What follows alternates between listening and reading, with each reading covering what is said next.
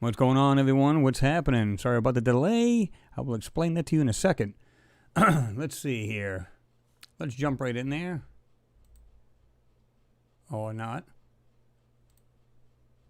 Let's jump in there. Let's try this again. Okay. Let's see here. Make sure this is up here.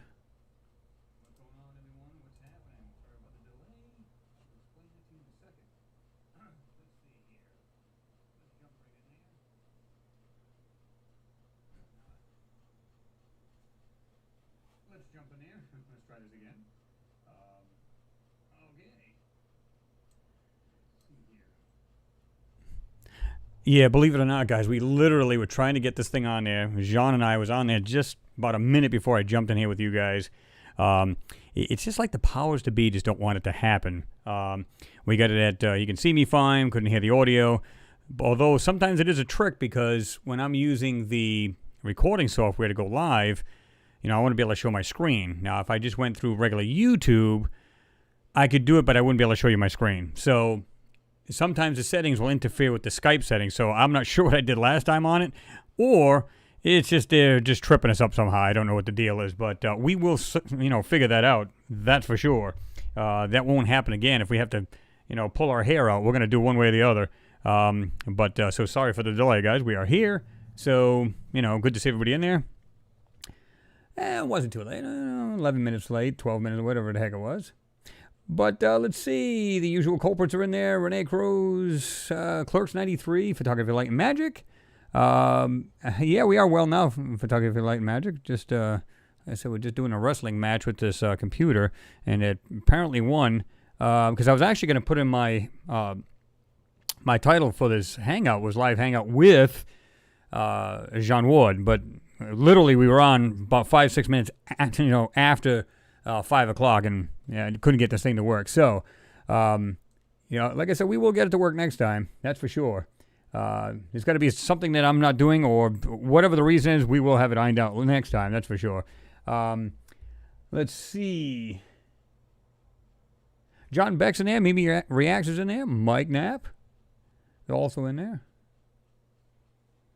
Let's see. Third Eye Opens in there. What's going on? Good to see you in there. Mr. Corey's in there. What's going on there, Mr. Bush?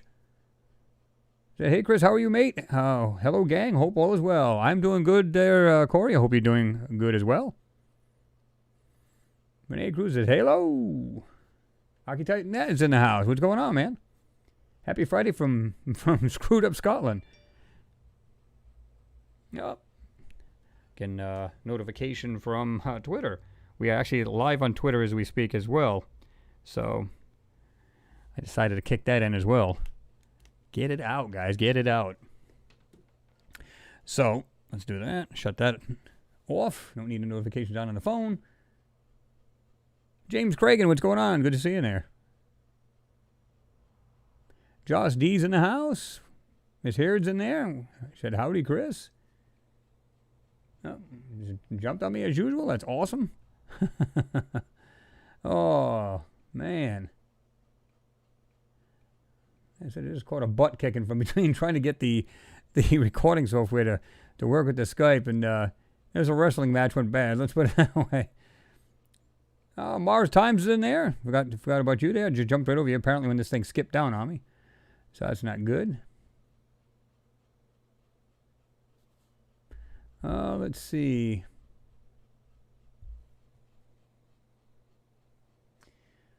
Let's see.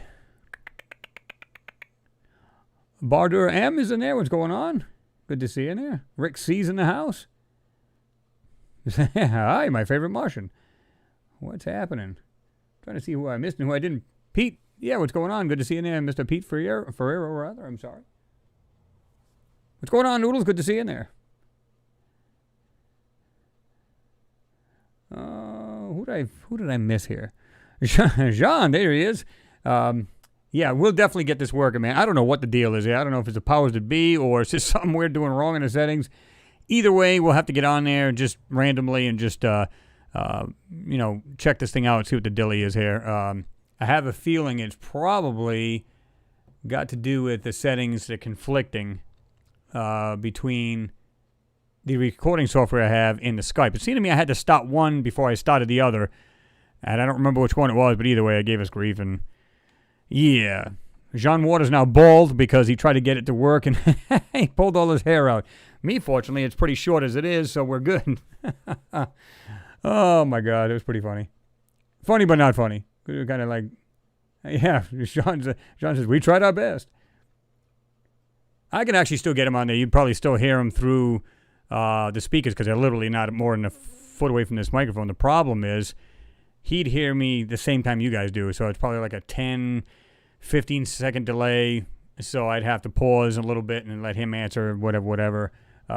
It becomes a little bit more of a pain. We don't want to be talking over each other and stuff like that, so we want to do it the right way if we can, you know. Alien Tenno's in the house. What's going on, Mr. Alien? Matt's in there. Matt, no, I haven't. You said, Chris, have you ever watched any videos from a Mud Fossil University? No, I think somebody had mentioned that before, and I think I took a quick look, and I don't know if I ever watched one of them. I kind of got on there, got sidetracked, whatever it was, but honestly, no. I will definitely have to check them out, though.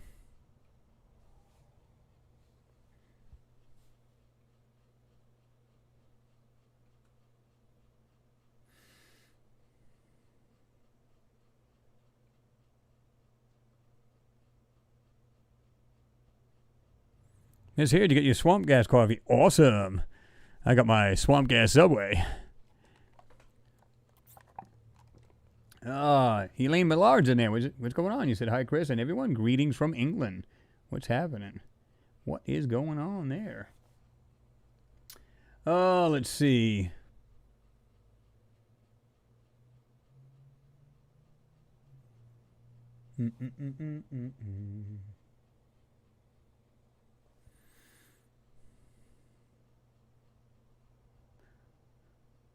Let me see here. I'm trying to see what I did miss, and we're going to get some. Okay. I think we got everybody so far. Everybody's still jumping in on there, so. Renee Vaughn's in there. What's going on? Good to see you in there.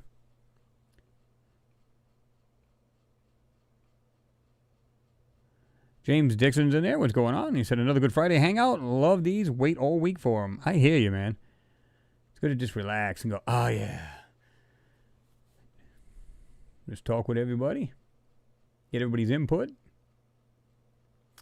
Renee Cruz, you said new Mothman Legacy television series Sci-Fi Channel. It's a series? Really? That's probably about a half hour away from me. Mothman area there. I've been there. I actually hung on the Mothman and everything else on the statue and all that. And they got a little... it's a store, trinket kind of store thing right there in the corner. It's really cool down there, you know? Pretty sweet.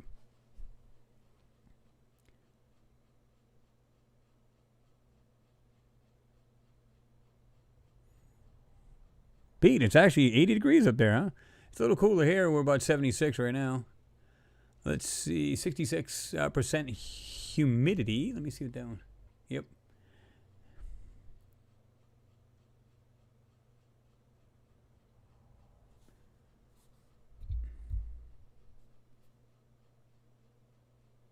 Josh D, you said, I guess you said your laptop's acting up. You said, we'll have to order a new tomorrow desktop this time. I hear you. It's too bad you didn't live locally. I got one sitting right here. I think that's, trying to remember if that was a 6-core, 48 gigs of RAM, HD monitor, you know, regular keyboard and mouse, stuff like that. But really good tower, really sweet. Well, computer, it's complete.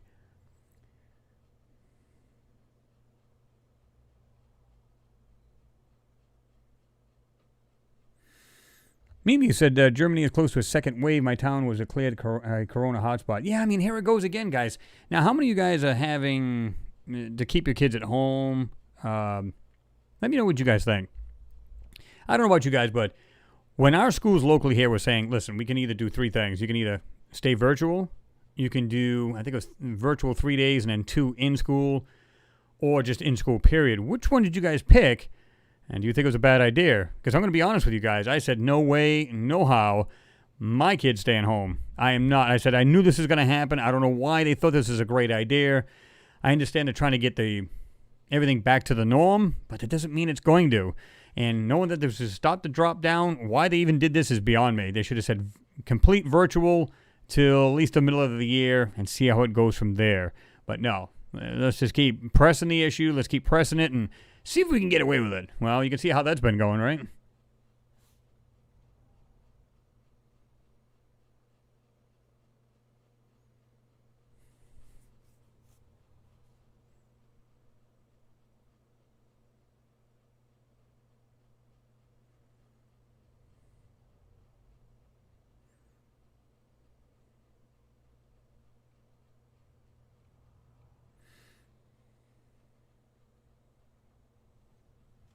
Yeah, I would imagine it's a little toasty down there, Jean. Very hot here in South Africa. I would imagine. Good and toasty. Thank you very much, Elaine Walls. I do appreciate that. Much love to you. You said, hey, Chris and gang, I got the grandkids, so just saying hello. Love to all. See you next week. Or see you next Friday, rather. Yeah, you may want to stay tuned because here's the thing. Of course, we're going to make sure this thing is working right. Because I talked to my buddy Billy. He's still going on with the Black Knight satellite. We're going to have him either next week or the week after, depending on, he said, either or. And he's actually coming up here on the 11th, and we're going to do a video about, it's going to be my segment for the Black Knight satellite. So pretty cool coming up. We're going to try to knock that out. He's going to, like I said, he's going to come down this neck of the woods, come up here from Florida, and we're going to do that. And then, like I said, I'm going to try to get him on and ask him if he come on. I think he said he may be busy next week. He has to, let me know. If not, for sure the following week. So, yeah. And I love it when he comes on because here's the thing. To me, I don't know about you guys, but there's a great connection between our ancient civilizations and what they've seen, or perhaps the gods that they talk to. And it's got to do with our own solar system. So the two go hand in hand. And I think you guys agree on that. Because a lot of you guys also read into a lot of the ancient civilizations, so pretty cool, right?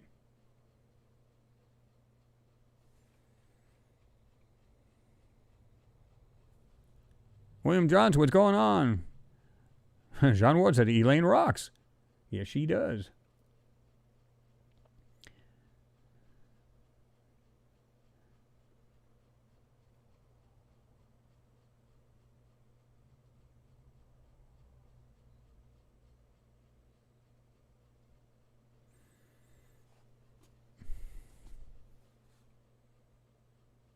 Well, thank you again, Elaine, for stopping in. Do appreciate that. I know you got to cook, and have to make a big old dinner, right?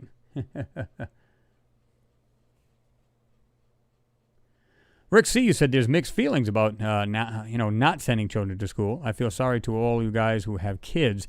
Yeah, I mean, it's like, mine's old enough where he can be home and everything else, and, of course, they give you laptops and all that other stuff, and, they ask you if you got, internet, because a lot of people, surprisingly don't have internet. Most people work off their phones, and that's pretty much it. So that becomes an issue. So, and some families can't afford it. But all they needed was a laptop. I said, you don't even need that. All they had to do is just give us the app. We could have threw it on one of the computers. I got one on my 60-inch TV. All you had to do is just sign into whatever, and there you go, But I guess they just felt it better just to throw the app on the small laptops and give them out and go from there. I thought right off the bat, as soon as I knew school was starting, I said, no.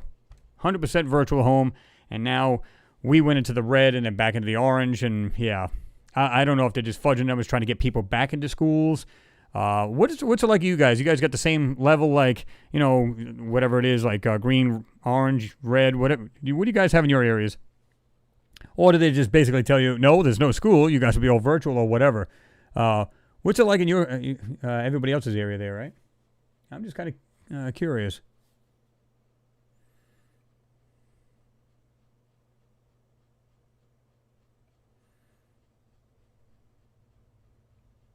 You might be right there, John. He said the Black Knight is weird, keeping an eye on us. Well, they said it was like, what, 36,000 years old? And it's funny how NASA and any other space agency has probably known about this thing. It's funny how they actually saw it as the blanket, a thermal blanket, which in fact it was. However, it's almost like as they panned out, they seen something out there, and they just, oh, no, that's still the blanket. That's still the blanket. That's the difference. Did they have pictures of the blanket? Absolutely. Did they have blankets of this Black Knight? Absolutely. And they tried to make him as one. That's the key.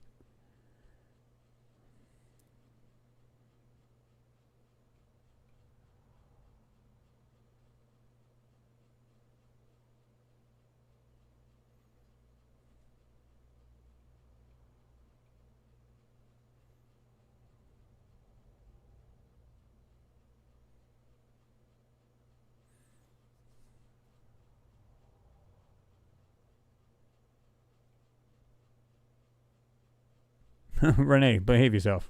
He said Twiggy says baby. Oh, man. That's too funny.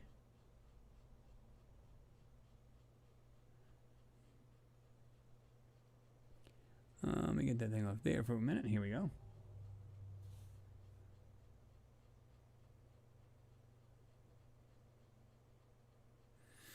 S. Carmichael, you said, good evening from Edinburgh, Scotland. What's happening, Chris? Oh, not a whole lot. It's funny because in the workout room that I have, I got a treadmill there and other stuff. And it was funny, I got a big screen there and I just do like a virtual walk. And I just did one from Edinburgh, Scotland. So that kind of reminded me. I was like, oh, that's pretty cool. So, good to see you in there. It's a quaint little area there. It was kind of cool. It's, of course, somebody was taking a camera down there. It was like a 4K camera or whatever. And they're just walking, doing their thing. So you can go on a virtual walk with them, kind of thing. So it's pretty cool. It's funny you mention that. So good to see you in there. What's going on, Zan? You said our kids are full-time school here, but it's the other effects of the virus, just having enough to get their laundry done to keep food in the house, and it's depleted, or saving bouncing back is impossible. Yeah, I think you should be able to work it out, though. It can be tough. I know a buddy of mine, he's in the same situation. And, he's actually found, somebody, close to him that can actually babysit the kids or just had him sit home. I forget how he worked it out, but, he's got a friend of his that keeps an eye on him and then he goes to work. But he was kind of affected the same way, like you're saying. Not exactly the same details, but pretty close. So, yeah, there was a little bit more of a pain. Thank you very much, Mr. Bush Corey. I do appreciate your support, man. I really do. I think that's a pear, isn't it? With the little thumbs up there. That's pretty funny. Gotta love those little figures dancing around. Again, thank you, sir. Much appreciated. John, you said CV 1984 level. I'm lockdown level, rather. 1 here in South Africa. Schools are open. Yeah, they're trying to do the same thing here where they're... they actually introduced another level, too. I forget what it was. It was just weird color level where I guess so many people want to see kids playing in sports and everything extracurricular after school. And that's all well and good, but what about if they somehow get it and they bring it home to their parents, their grandparents, whatever? And we've seen, not an explosion of it, but we have seen quite a bit of it in 4 counties alone in my area. And it's been going up. And it's like, I knew this was going to happen. This is the reason why I opted out of sending my kid to school. I wasn't going to do that. Now they want to make it kind of like a mandatory thing. Well, if you're going to send your kids back to school, they're going to get the shot. No, they're not. That's why he's going to stay home a whole bloody year if he has to.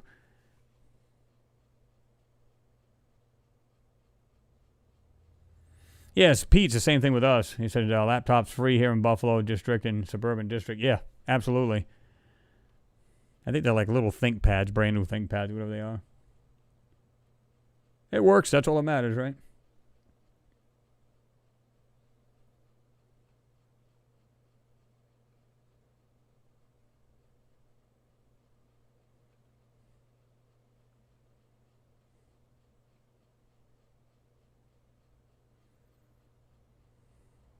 Tim Houston, you said Black Knight is a long way from home. What's really odd about it, wasn't it? Didn't they say this thing somehow went to the moon or something like that, and then it came back or some BS? I forget what it was. It was a little bizarre. They said at one point it like moved away and went to the moon and went around, and then somehow it was back. I don't know. You guys hear about that? It was pretty weird. I'm like, what? I don't remember hearing about that. But I read on it a little bit, and I was just like, how does it do that? And then clearly it's not one of ours, if it is in fact doing that, right?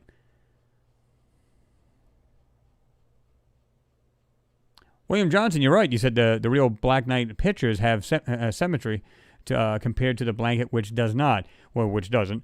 Yeah, I mean, guys, during the STS mission, you know, the astronaut went outside the craft, and they were messing around with one of the thermal blankets on the trunnion pin.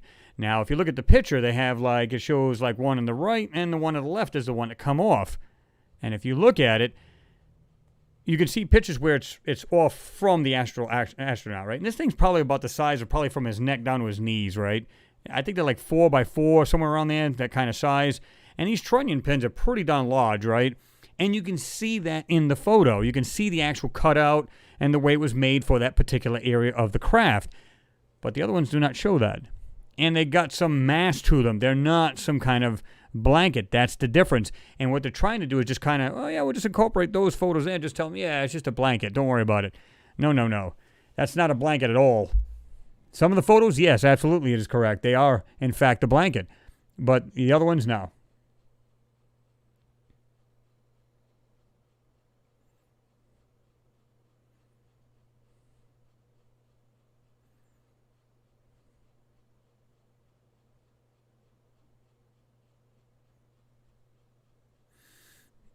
Was it supposed to be Edinburgh? I keep talking, I like that. And beyond, we need to teach you some pronunciation. Hey, I'm not from there, man. Cut me a break. Like, you know, but yeah.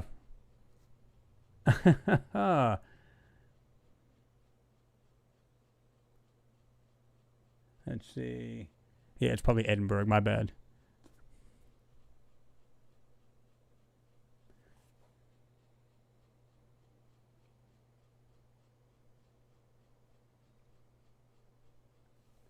Edinburgh? Is that what it is? Is that what it's supposed to be? You guys would know better than that. I mean, you guys are from that area, right? A lot of you guys are from there, so.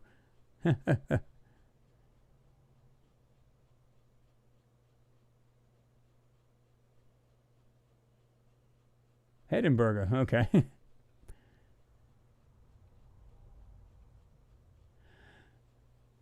Let's see. James Cragen, thank you very much for your support, man. I do appreciate you. You know that. He said, Chris, apart from the rock in the last Lunar vid, the real showstopper is the hexagon-shaped walls that are connected to what looks like catacombs or web-shaped structures, etc. Great work again, Chris. Thank you very much, James, for the comment, as well as your support. Yeah, I mean, the rock itself is interesting, right? Although it has some traits about it that doesn't have me convinced it's an actual rock.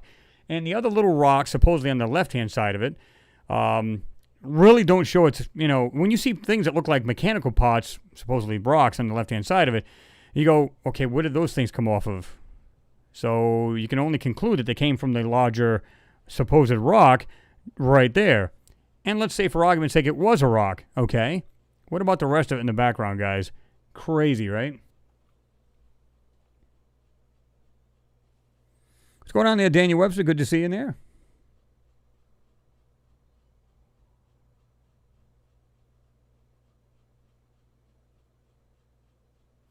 Oh, so it's Edinburgh? Is that what it is? Carmichael? S. Carmichael? No sweat, Chris, but these guys are going to barbecue me now. You spelled it. You pronounced it wrong. What's wrong with you?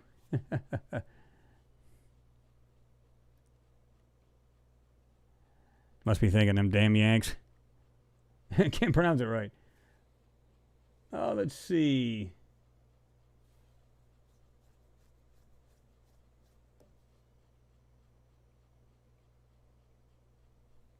What was that? Oh, okay.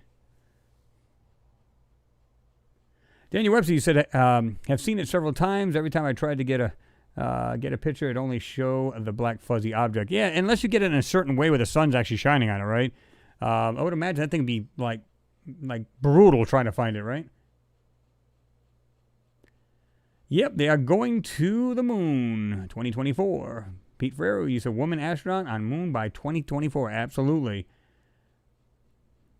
Yes, indeed. Let's get there.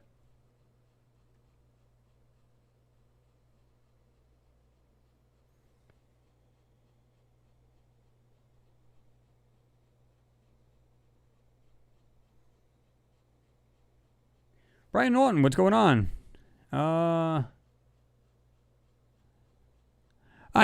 Brian, I agree with you. You said, does anyone rather know how they came up with a crazy estimate on age of the Black Knight? Smells like BS to me. Unless someone got it leaked out. In other words, let's say they went up to this thing, checked it out, and somehow they were able to determine the age of it. I don't know, doing some kind of test on it or whatever. But you would have thought, this thing's up there. We had the shuttles, right? Literally take it into the shuttle, bring it back down to Earth. You would think they'd be able to do that. Unless we get real sci-fi in you guys and say, well, this thing has some kind of way to protect itself. Whatever. I don't know. I wasn't there, but I agree with you. I don't know how they come up with this weird number, but whatever. But the fact is if it's still there, it could be 1,000,000 years old for I care, right? And it's like, still, if it is in fact there, what's it doing out there, and whose is it? And was it something like we're doing to Mars right now, right? We're sending orbiters there. We're sending orbiters and landers to other planets and moons. And is it possible it's from another planet and it's been keeping an eye on us, right? Well, I don't know. What do you guys think? What are your thoughts?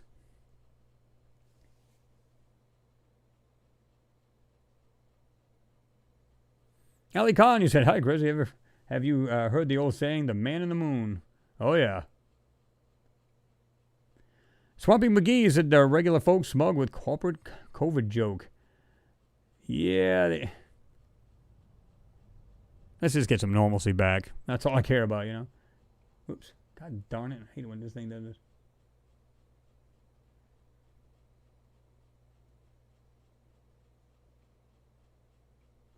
Yeah, this thing just jumped on me again, guys. Oh, I know, Mike. I've seen some of those. I try and pronounce it. Some of the towns here in Wales.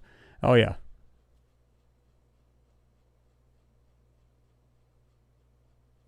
Exactly, yeah, Architect, I have. He said, Chris, in the comparison between the photograph and painting you did you notice the crater? Yep. Well, I mean, you can still see it in the original as well, right? But it's so whited out that you can still see it. But, yeah, you can see it more pronounced, obviously, in the painting, right?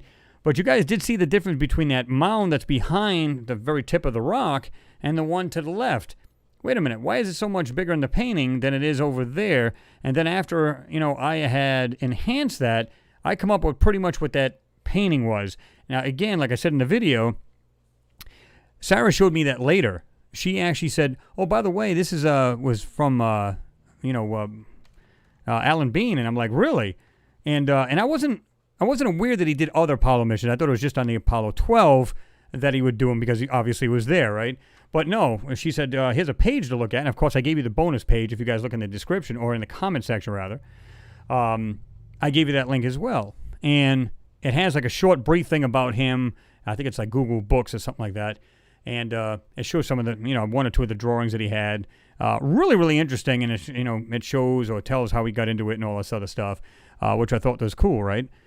So, yeah, I mean, I just found it interesting that when I enhanced it, it almost looked very similar. I mean, this wasn't exact, of course, right?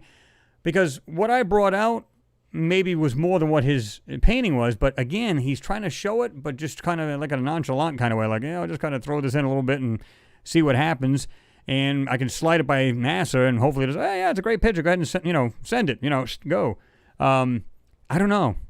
I just think it's really weird how when I enhanced that little rectangular piece came out, where in that photo, because I said, oh, it's a cool photo, and after I zoomed in, I said, oh my God, I got the same piece, pretty much almost the same shape sticking out of that same area, which in the original it does not show. So, yeah. So they are, in fact, hiding stuff because what looked like a smaller mound type thing turned out to be something pretty big in his photo, bigger than that other mound to the right of it. So I thought that was interesting.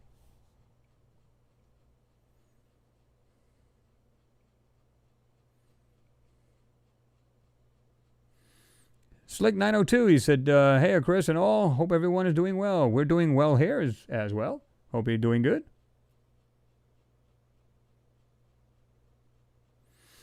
Third Eye Open, he said, Chris, I so enjoy your attitude and realistic outlook, down to earth, my kind of human being. Yeah, I mean, let's be honest, right? You gotta keep it real. I mean, if you make mistakes, say you made mistakes. If you're not sure about a certain thing, say it. It's not about saying, well, if I try to convince them that it is really that, then, I'll just bash it into their brains. No, that's not what this is about.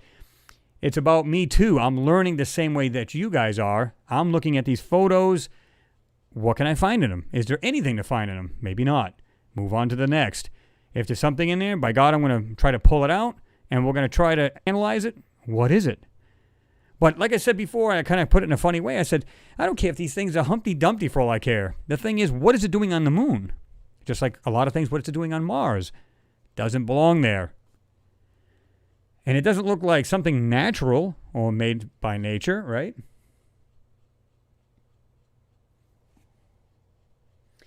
James, you said the last lunar video was unreal stuff scattered around all over the place. When you take away the NASA blur, it's clearly visible even without a magnifier. Oh, yeah. You can bring up some, I'm not going to say clear details because clearly it's not, but you can see some details and then you go, okay, it's very well hidden in these photos until you really try to get rid of that overlay, if you will, over the top of that and try to bring these things out. Of course, you're never going to bring out every detail. You're not going to bring it out 100%, right? All you can do is your best and see what happens.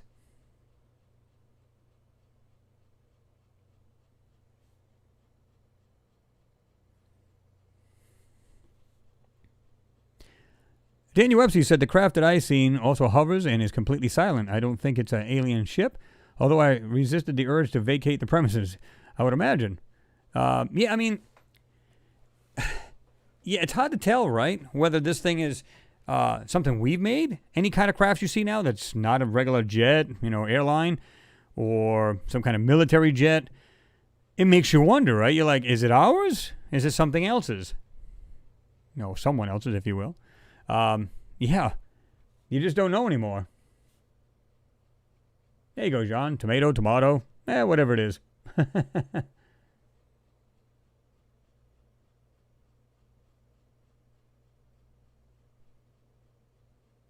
Tony, what's going on, Mr. Tony Gibbs? You said, hey, Chris, you have spoiled us when the next pick, albeit I have no trouble going back through years of your work, and I always seem to be able to find something different. And that's the whole key. I love that because I've seen many a times where I just say, okay, these are the bigger objects in the photo. I'm going to go ahead and enhance them. And I'm going to try to convey what I think these may be. Of course, you could be way off base, but it doesn't matter. Because whatever it is, it still appears to be intelligently made. You go, okay, this is what I found. What do you guys think it is? And you guys might see something totally different. That's okay. Because either way, it's still something intelligently made. So I want people to use their heads. I want people to be critically thinking of these photos. I want people to be doubtful. I want people to do that and, be critically thinking. It's not what NASA wants. That's totally different and opposite what they want.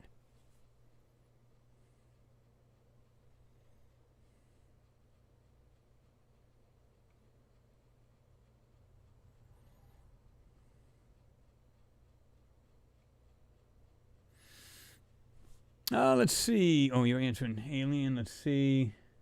Tony, you also said I tried at some others' videos, I'm sorry. Mostly wild conjecture, can't match your class act. Well, again, I mean, I don't know about other videos and other uploaders, I respect a lot of their work because they are trying to bring it to light. But they have a different way of doing it, Now, whether people like them or not, well, that's totally up to them, right? Just like everybody else is here. It's like, apparently you like what you see, so you're actually here watching it and trying to analyze these photos as well. So that's what it's all about. And I love the idea of that,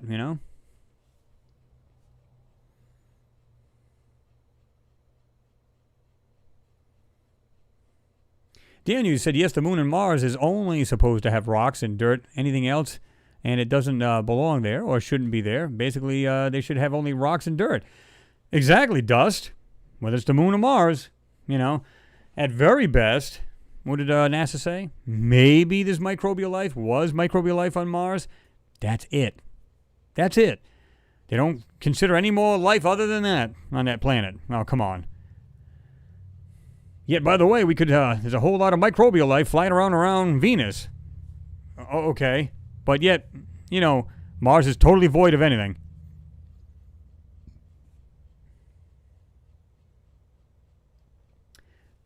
Pete, you said after seeing latest Apollo 17 pics, I really believe 18, 19, and 20 took place. And you might very well be right, because my way of thinking is this. Again, if they could do it so easily after that, the first mission, you go, okay, it's kind of shaky. It's all new ground they're cutting, basically doing everything new. As these Apollo missions went on, they perfected it. Why would they stop? Especially if they've seen some crazy things on there that shouldn't be there. And, of course, they want a piece of that or a part of it, whether it be crafts, structures, whatever the heck it may be, resources. Who knows? Either way you look at it, yeah. They want a piece of that, and I think you're right.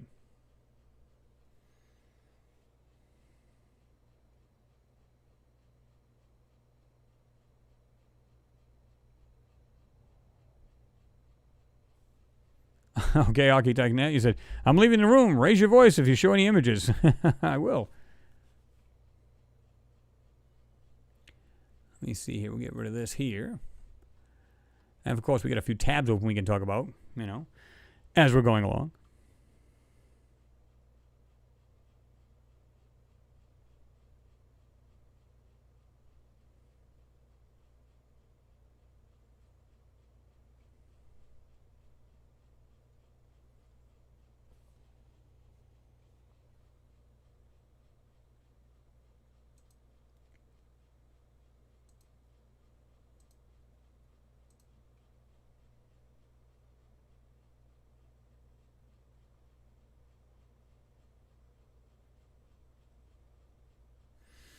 Ryan Norton, you said almost every video you make, Chris, I see almost more of smaller objects that blow me away that you're not even pointing out.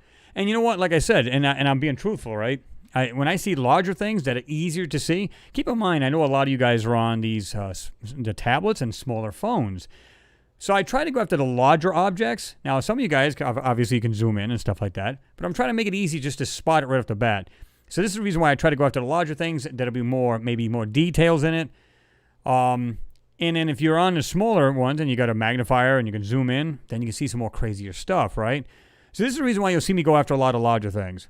It just seems, to me, the more logical thing to do, again, based on what a lot of people view it on.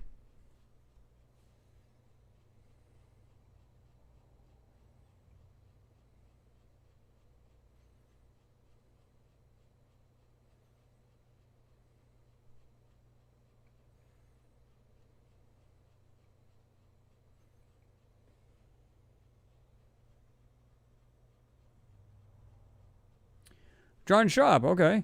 He said, I posted a YouTube, I guess a video of a green light last night, UFO UK, not sure what it was. Interesting. That's cool.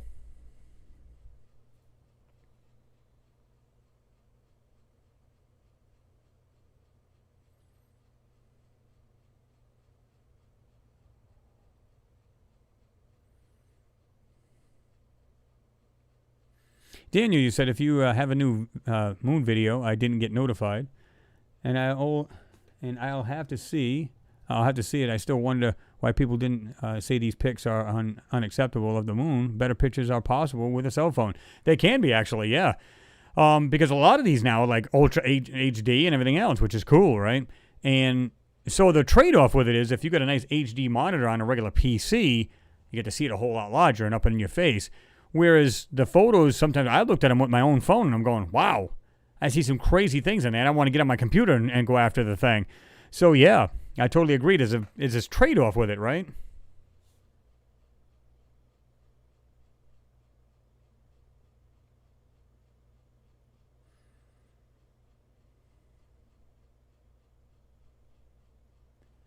Not to mention, Daniel, yeah, I mean, like I said, if you're subscribed to the channel, just check back. Like I said, I was trying to get one out the beginning of this week. Man, busy as heck. Is it me, or maybe I'll ask you guys, is everybody else going out and buying more groceries and stuff and more things? Are people thinking that the second wave is coming? What's going on? Anybody know? Have you guys, in fact, went out and bought more groceries and stuff like that, thinking, well, maybe we're going to end up in the same situation we were near the beginning of the week, beginning of the year, rather, I'm sorry. What do you guys think about that? Have you guys been doing that, or is it just in my neck of the woods here? Because it seems like people are wiping stuff everywhere, And it's like, what's going on? It's almost like a bad snowstorm. Everybody's like, I got to get the bread and milk, kind of attitude. So I'm not sure what's going on in there, but...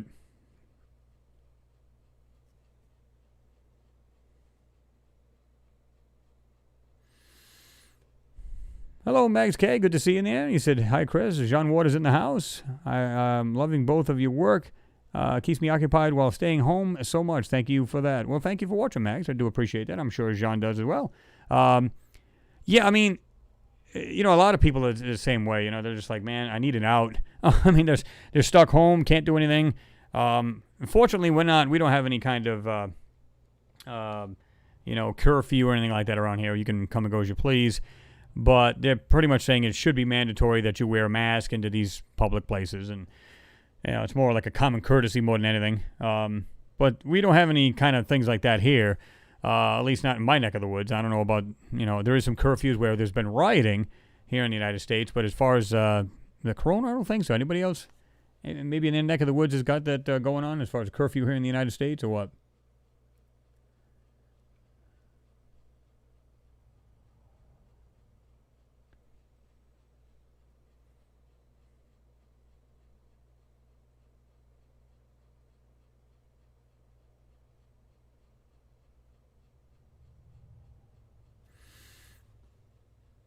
Let's see. I'm not sure what this is, but the LG by 8776. He said, not yet, but second wave is coming, and we would be smart to stock up again. Well, the problem with it is, I mean, I've seen people do this, man. I swear to God, it's crazy. They'll get 2 shopping carts, and I swear to God, oh my God, you literally got them piled. It's like, well, you just wiped out the shelf, so the people that come behind you can't get it. So, and it's kind of crazy that people are doing that, right? I mean, have I got my stuff stocked up? But it's not like crazy stocked. In other words, you got a deep freezer, you got some meats in there, got your regular stuff in the freezer, and some stuff in the refrigerator. And of course, you got your pantry with stuff in it, which you normally wouldn't have anyway. Other than that, no. Nope. We did that. We stayed ahead of the curve as far as meats because you see what happened last time, right? You couldn't find like a speck of meat on the shelves. So we said, well, the heck with that. We were trying to buy a deep freezer before, and of course, we thought it was, we'll just go out and get one during this COVID outbreak. And yeah, we had a better shot of getting hit by lightning. I was like, so finally we got one. And I just stocked some meat in there, and that was the end of it. I didn't go crazy with it after that. Architect Nettie says some shops in Glasgow are lacking toilet paper again. I know. What are these people eating this stuff? Wow. It's crazy. It's like even in my store. I mean, we've got it. We've got it in stock, but the people are starting to buy it again. I said, they eating this stuff in case they run out of food? I mean, what's the deal there? People are aware there are showers, right? If you ran out, there's showers. Bats. I mean, worst case scenario. I mean, come on.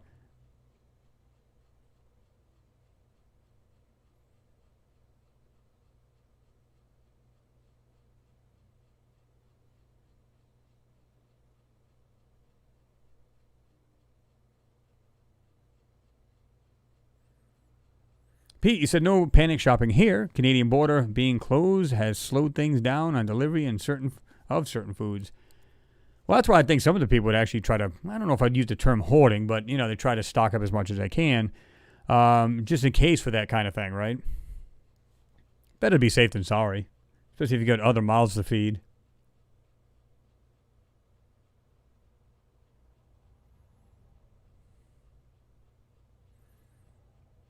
Bruce Myers, what's going on? You say, hi, Chris. Hope all is well. It is, Bruce. Thank you very much. I hope you're doing well as well.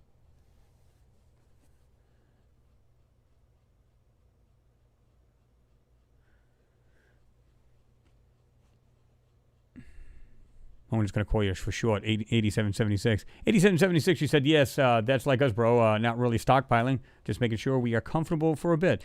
And it's the same thing, if you start getting real low, at least okay, you're not going to starve. You get some extra food if you need it, right? I don't really go buck wild with it. It's kind of like, when you have a snowstorm. Now, unless you live way out in the boonies somewhere, because this place around here, man, forget it, you can get lost. It's like in the movie of Wrong Turn. You can literally get lost here and disappear. But what's funny about it is I get that. You're going to stock up, and some of these people live in these hollows that are way the heck out. They're up in mountains. They're dug in like ticks in between these mountains. So I get that. That makes sense to me. But when you see people in the city going, oh, my God, I'm in a panic, it's like you realize it's just a snowstorm. It will pass, even if you've got to have at least a few days of food in there. And, of course, the plows and front loaders and everything else will come along and it'll get you out and everything else. You could have at least a week's worth of food in there, something in your house. And, of course, it'll get you out eventually and you'll be fine. But, again, if you're on the secondary roads, the third third rows or something like that, and you're way out in the sticks, I get it. I would definitely stock up.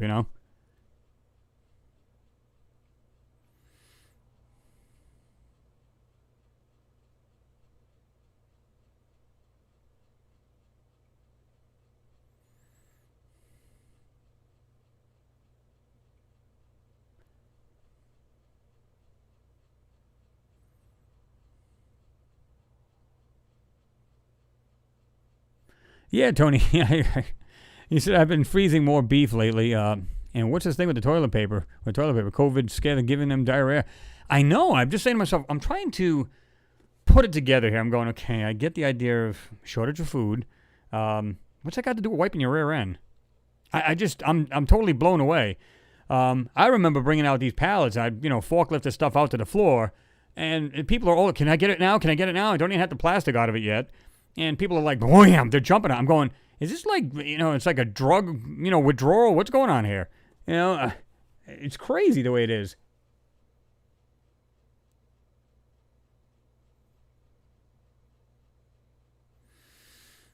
Yeah, maybe, but will it taste the same? You said you can make fake popcorn from toilet paper. Yeah, maybe a little salt, a little butter with that. Maybe you get it to taste pretty much, but...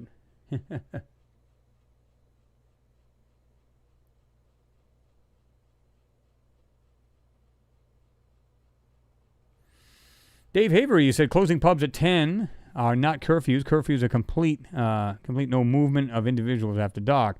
Mind you, wouldn't put it past Boris and his puppets. Well, here's the thing. To me, listen, it's one thing to go out and have a drink and stuff like that. Nothing wrong with that, right? Everybody wants to just maybe hit it, socially, go out there, have a couple brews. But it's not a need, right? I mean, I know a lot of people that come into the store that I'm at and they'll say, I don't even care if the pubs are closed. I get me some alcohol here, whether it's beer, whatever it may be, and I just take it home. If they feel like getting drunk and stupid, fall down, at least they're home. And if they just take the edge off, take a couple, drink a couple, tilt a couple back, and then they're good for the night. So some aspects are like, no, it's actually better to be home. I don't have to travel. I don't have to worry about getting pulled over by the police. So, yeah. What's going on, Your Highness? You saying hello? Well, what's going on? Good to see you there.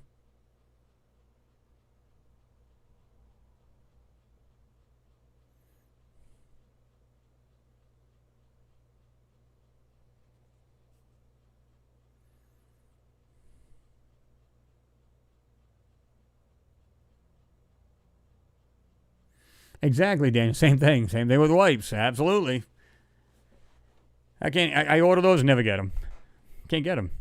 Must be eating those too. And the little that I do get, I save them for the store. Since we can use it for all of the, customers coming in, wipe down the shopping carts, all kinds of stuff like that.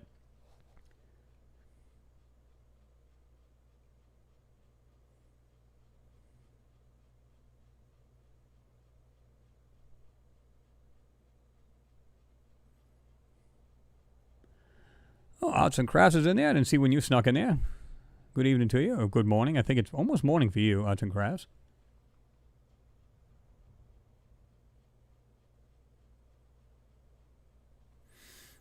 8776, you said, where are you from, Chris? A lot of people forget stocking up makes you a target to other people who didn't stock up. I don't worry about that too much, my house is pretty good. I mean, I got cameras everywhere, and of course I can do them remotely.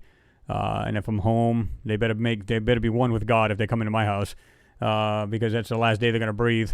But as far as I don't worry about it because I'm not like I said, I don't go buck wild on that stuff. I don't, oh my God, I got 15,000 loaves of bread and a couple 100,000 pounds of meats, and I don't have all that. I just enough to just in case you 1 or 2 weeks you fall behind. In other words, they don't have it in the store. You're good, right? But I do have a couple friends you'd want to be friends with when they literally the crap hits the fan. I've got a buddy of mine. He's got every kind of weapon you can possibly think of. Everything from AKs, whether they're legal or illegal. He's got everything from tire spikes to oh my God, you name it. And he's got a safe room. And this is the kind of guy you want to be, around when this crap hits the fan, kind of thing. It's just crazy.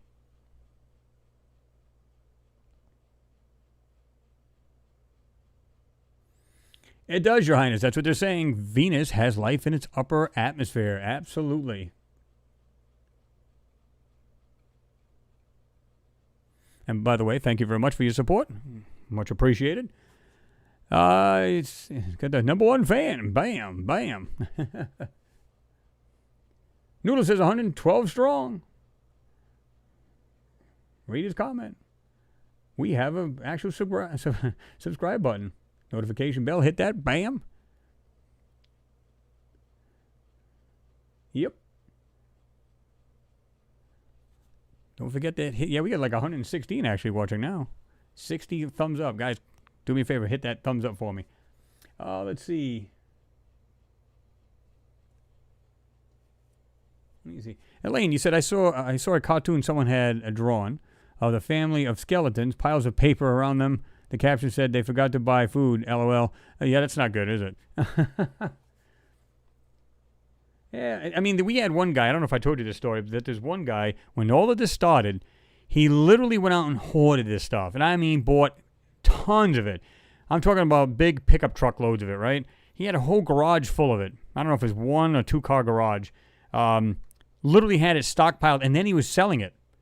He was literally like selling for like gouging the prices, right? And I loved it because the cops went over there because he got reported, and they said, we're going to go ahead and confiscate this. Thank you very much. And we're going to give it out to, churches and, homeless people, whatever, and just basically gave it back to the public. I said, good on them. There's no need for that, man. That's just crazy. Josh D says over 50 people need to hit that freaking like button. Go, people, go. They're getting there. They're hitting it.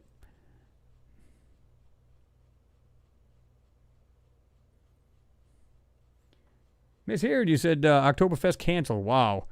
It's the same thing here, man. We've got like Halloween, stuff like that. First of all, it was on. Now it's not. It's just...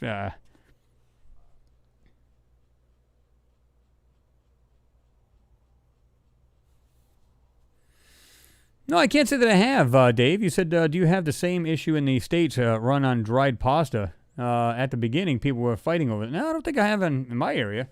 Maybe somebody else has? I don't know.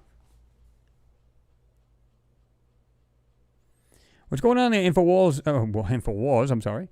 WikiLeaks, you said no notification that you went live, just showed in my sub feed. Wow, imagine that. That sucks. Well, like I tell everybody, obviously, it's Friday evening that, we try to get on 5 p.m. Eastern. Of course, I was late because Jean Ward and I were trying to get this thing, do a hookup here and get him on here as well. We had him on last time, but we don't know if it's the powers that be or if it was just somehow we didn't figure it out. I don't know. But we will. I guarantee you that. So we'll definitely be working on that. But, I've got 2 computers running here, all the time, 3 monitors. So, I can look up there and make sure my audio video is working well. And, of course, I'm seeing the same thing you guys are seeing on this computer to my right, which has got another 25-inch HD monitor. So that's why you see me turning this way a lot of times, because I'm actually reading everyone's,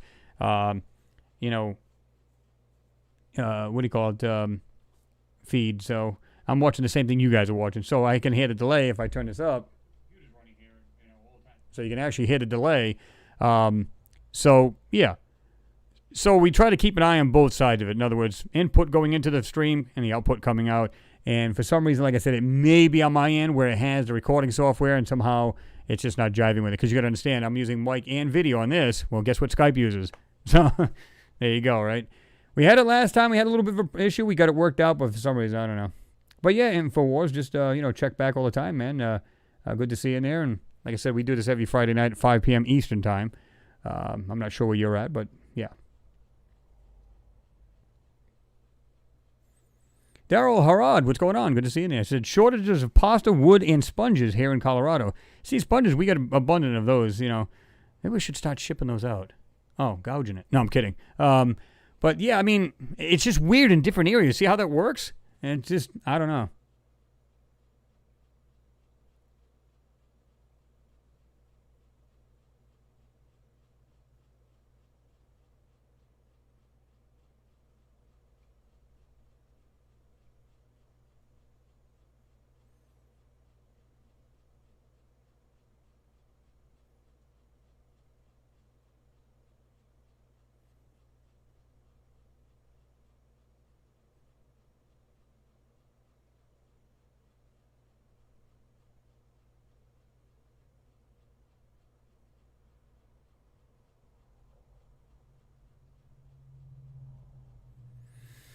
Yeah, I heard a little bit about what you guys are talking about too, Mags K and Jean. Yeah, I mean, it's sad. I mean, here we're trying to actually support the farmers, right? Trying to give them, obviously loans and funds to keep them running. Because clearly, we got a shortage of different things. So, and you start getting into the colder months here that, not so much where you're at, Jean, but, and I'm not sure, Mags, where you're at. But, there's a lot of colder areas here. They want to make sure these people survive. They can, keep, producing, their product or whatever. And it's crazy. They try to support the farmers as well. I don't know how it is in other countries. It sounds like it's not the same there. And it's kind of sad because you have a shortage of everything. Everything goes skyrocketing through the roof, right? Not a good thing. Next thing you know, you're eating GMOs instead of natural food, right?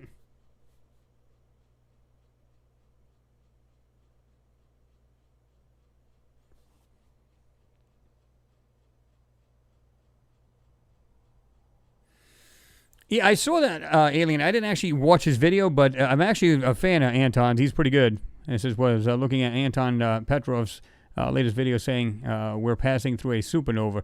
I saw that. Now, I don't know how true that is, but I didn't actually watch the video, but I seen the title to it, and I was going to watch it, and I just never did. Like I said, it's been crazy here this week, so I don't know, like I said, I don't know what the hell's going on, but it's like, everybody brace yourself, here it comes again. Jerry McDonald said, "Hey Chris, do you have any pics of Neptune's moon, Triton rather? Seems to be a lot of crap going down on that moon, structures everywhere." Yeah, you don't have a whole lot of them. I mean, I could search it and find it, right? But there's not enough like you would think. It's kind of like Venus. You find some, and a lot of them are CGI'd, and then some of them not so much, as you can see right here, Life on Venus. Let me see. I don't know if I can even pronounce it. Japan's Akatsuki spaceship captured this false color image of Venus. It's how it's always false color. Let me do this here. Make it a little bit bigger. Biosignature expert Sarah Seeger will lead the study team. And, of course, they're talking about detection of possible sign of life in Venus's clouds is just the beginning. Now, we had already talked about this last one in the last Hangout, which is awesome. But, yeah, I mean, again, you're fighting on a planet that's hot, and yet I don't understand. Yet Mars, never find that on there.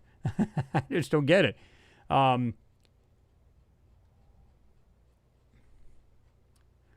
me see. On a planet, phosphine is produced only by microbes and by human industrial activity, as far as we can tell. So finding the gas on another world in an environment that astrobiologists have already flagged as potential habitable is exciting news indeed. But it's unclear at the moment. Let me make this a little bigger because there we go. What the new results actually mean. Discovery team members stressed. Venusian, we'll call it what you want, Venus and microbes, may be emitting this phosphine, but it's also possible that the stuff is being generated by exotic chemicals reactions that we don't understand and that have nothing to do with life. Again, 2 steps forward, 1 step back. I mean, you know what I mean? It's always, it's probably not life. It's probably something else. So I always get a kick out of that.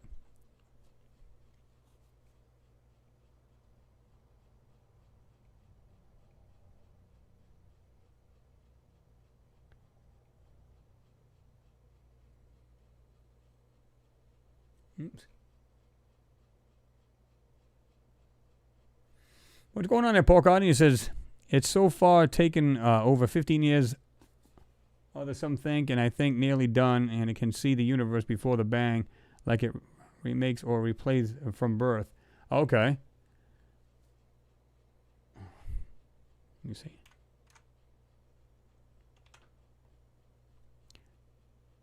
Get rid of that.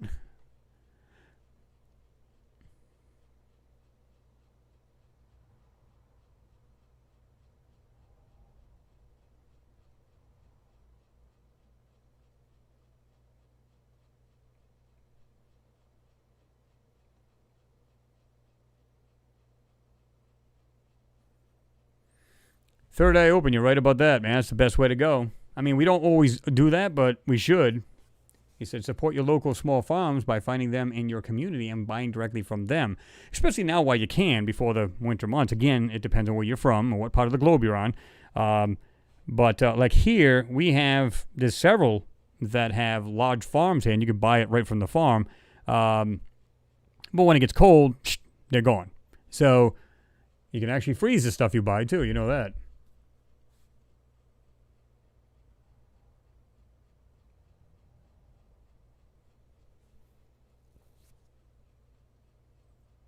Indrid Cold, you said, missed the last a few hangouts as been working too much. Hope everyone is safe and well. We are well. Hope Indrid Cold, you're doing good as well. Good to see you in there. Max. There's your second wave right there. Bye-bye. Gotta love it. Oh, thank you, Indrid Cole. I do appreciate that. He said, don't stop, Chris. It's getting closer. Yeah, I think as long as we just keep, I look at it this way. Even if it's just information that we have for ourselves, right? Whether the stuff we see on Mars, the stuff we're seeing on the moon.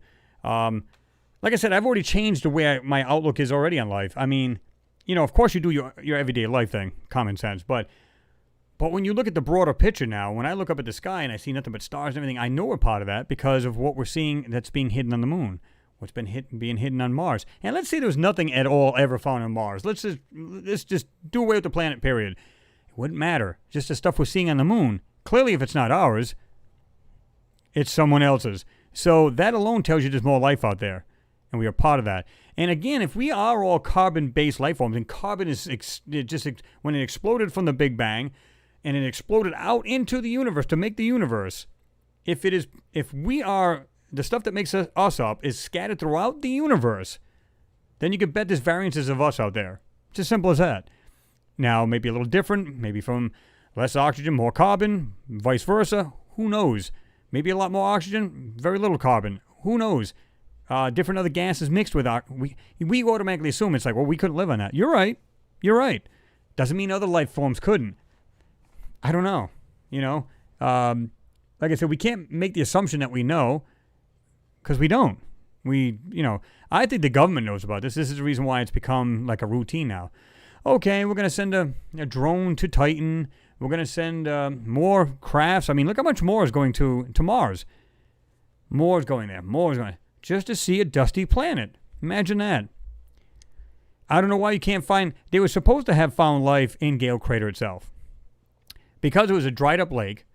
Very large lake. I think it's like, 100 miles across in that crater? Anybody know off the top of their head? I think it was like 100 miles. Somewhere like that. I forget what it was. Maybe you guys can tell me off the top of your head. And, I find it interesting that they couldn't find microbial life. Even if it was fossilized, they still cannot find that. But yet, well, wait a minute. Look at Venus. Makes no sense at all.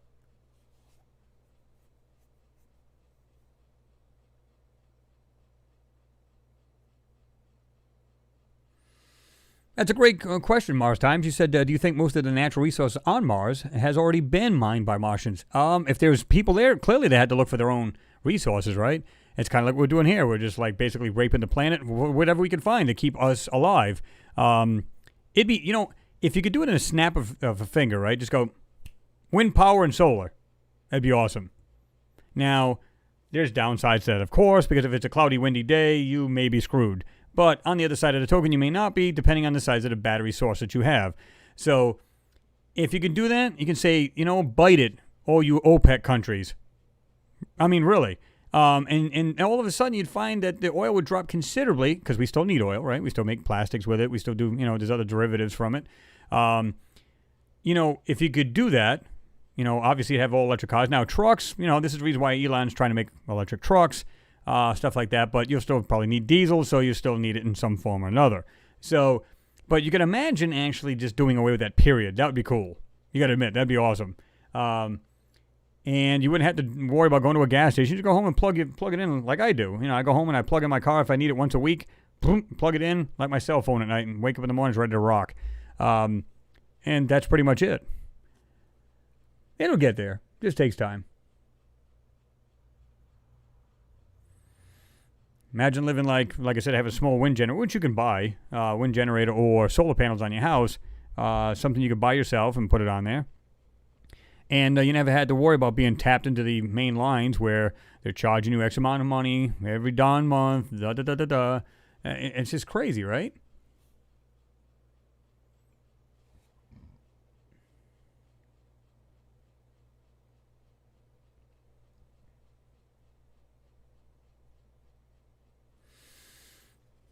Let's see. Let's 96 miles, Architect. Yeah, okay. Archetype Net says 96 miles. I knew it was close. I think it was 99, I think I read. That's why I said 100, rounded off, right? Daniel, you said Enceladus, Europa, Titan, and maybe Ganymede all need little submarines with drills that can that was a plan to do that one time on Europa. Enceladus is another promising one. Yeah. I mean, because they always say it's got a frozen core. I mean, not core, I'm sorry, but the outer layer is ice. And, of course, if they can drill through it like Titan, which they're going to do, they actually have a submarine they're going to put there. They're going to drill it and go down there, and it's going to just swim around. And of course, that's probably nuclear-powered, I'm sure. Bobby Pentland, when'd you sneak in there? I appreciate you, man. Thank you very much for your support. You say, hey, Chris, hope you're doing well. Great to see you. Great to see you too, Bobby. And I think you made it in last week as well, didn't you? So good to see you as always. And again, thank you for your support. Dan, you said they didn't admit to finding it. The man that created Viking said his probe, found life, and I believe it did something, was eating the food they gave it. Well, again, back in the day, and a lot of scientists are arguing this point, is that back in 75 and 76, when the Viking landed, took soil samples, one, they had permafrost underneath. As soon as they dug it, there was frost underneath, right? And, of course, it melted. He had like a time-lapse kind of thing going on. And they had that. But they also had the soil, and they looked it over, and they found life. Scientists arguing back. No, they didn't. Yes, they did. No, they didn't. Yes, they did. So if that's true, if they in fact did, and I believe that they did, because if there was life on one part of that planet, there's a good chance there's life everywhere. Like, you can go to the frozen tundras here in, the Ukraine or wherever it may be the coldest, and you're still going to find some kind of microbial life. Even if it's frozen, they can defrost it and it starts to move. So there's life on every part of this planet in one form or another. Same thing with if another planet had life. You can almost bet there was life on every bit of that planet. Whether it's microbial, macro, doesn't matter. Still life, regardless of it. And I find it hard to believe that they're saying, oh, there's no life on Mars. Oh, stop it. They said it had a huge ocean on there. So now some people argue, well, it doesn't mean life. Well, that's true, but there's a good shot that there is. And because there is probably plenty of sunlight back then, water, you got it all. Chances are there was probably life on that planet. Because what was it now? I don't know if it was on this one. I'll have to see one of the tabs here. But they said one of the planets, it was actually Venus. In fact, I don't know if you guys seen this. I was just reading this earlier. I don't know if it's on. Let me see. No, I don't think it is. I don't think I have on one of them tabs. But what they said was maybe through like the solar winds kind of thing, or from spacecraft or whatever, maybe Venus got its life in its atmosphere because of us, because it's so close to our planet. It somehow made its way into the atmosphere, and it's living. Okay, either way, what kind of atmosphere does Venus have? It's pretty harsh, right? And yet, it's living there.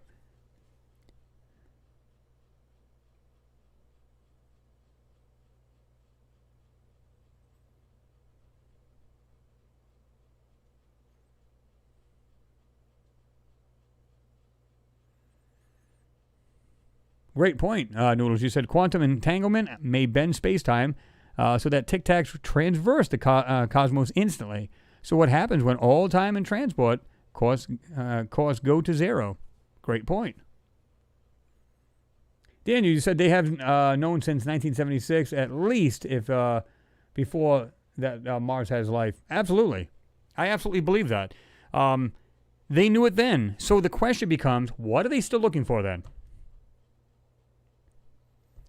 So unless they're looking for a certain resource, it can only mean one thing. They're still going through what's left of a civilization that perished back in the day. It's as simple as that. And we see proof of that through a lot of these photos. There you go.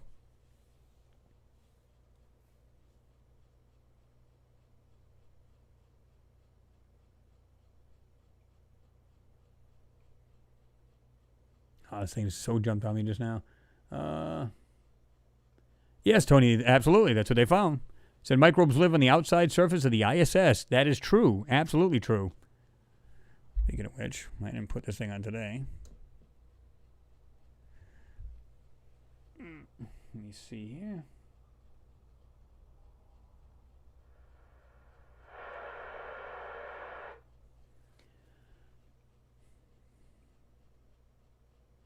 That's what they're saying, Mimi. They said it was actually a good planet. It was like another sister planet to Earth, right? Yes, Venus was once a nice planet.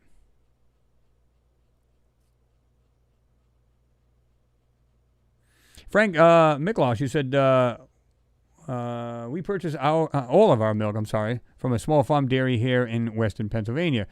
Glass bottles. Milk doesn't get any better than that. We also purchased our beef from a farm in eastern Ohio. Yeah, I know a lot of people actually do that. Because I'm like 30, 40 minutes away from the Ohio border. So, yeah, we can just run over there, get a good butcher there that does it nice and fresh, and you're good to go.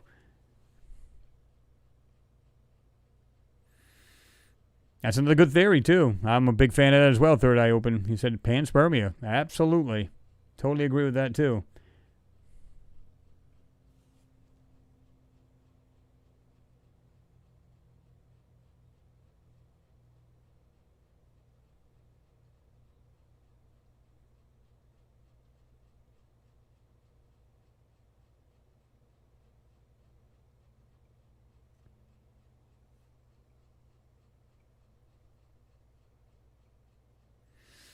What's going on there, Metalhead? Good to see you in there, man. He said they are bringing supplies to start building colonies. Here's the weird thing, and I've said this before. They said they're supposed to have these other, basically robots, right? They're going to have like 3D printers. They're going to make these habitats before the actual astronauts get to Mars, right? Or the settlers, if you want to call them that. What if a lot of these structures are not ruined? And they're just blocking them anyway. Now, maybe there's a lot of ruined areas, but maybe what happens if a lot of these structures are still standing strong and they just move into them? Maybe that's the case. Or they have to build them because there's basically rubble left and there's nothing there to even try to live in, right? But what if, though? Think about that. Dave Haverly said, total disclosure in next 5 years. I think so. It's getting there. It's getting to the point where you're starting to see more and more of it getting out. And because there's so many, countries going to Mars, they're trying to go to different places, they're, whether it's moons or whatever, it's going to be a question of time. Because here's the thing, this is the way I look at it. If they don't come out naturally and say, by the way, there is sea life on Titan, or there's life on Mars, I can only imagine if there is a country that's all doing it. And like I said, they're in this united, space fleet type thing where, the higher ups and these black ops, they're up there going, okay, we all know what's going on. They're all working together and for one cause, and that's to find out what's on Mars and everything else. But what happens if we go to war with one of these countries? And they say, well, we had enough of this crap. We're just going to have to let it loose. And we're just going to, basically spill the beans. That would be awesome. Basically a disgruntled country, right? So, yeah, that'd be nice.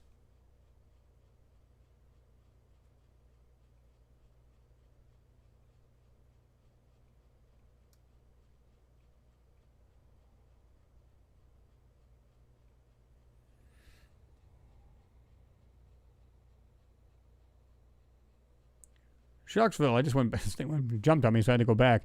Yeah, I like that. He's got it. Yeah, my baby, he's got it. I'm your Venus. Oh, yeah. All right, let me see if I can get back where this thing was. Let's see if we can get right back.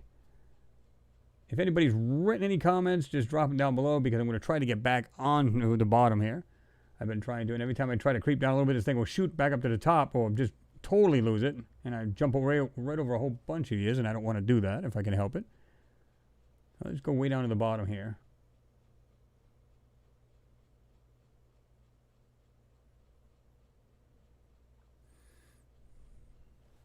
What's the matter, Zan? I seen you saying there's something about damn, and then what else? I hope I didn't upset anyone here. No, you're fine.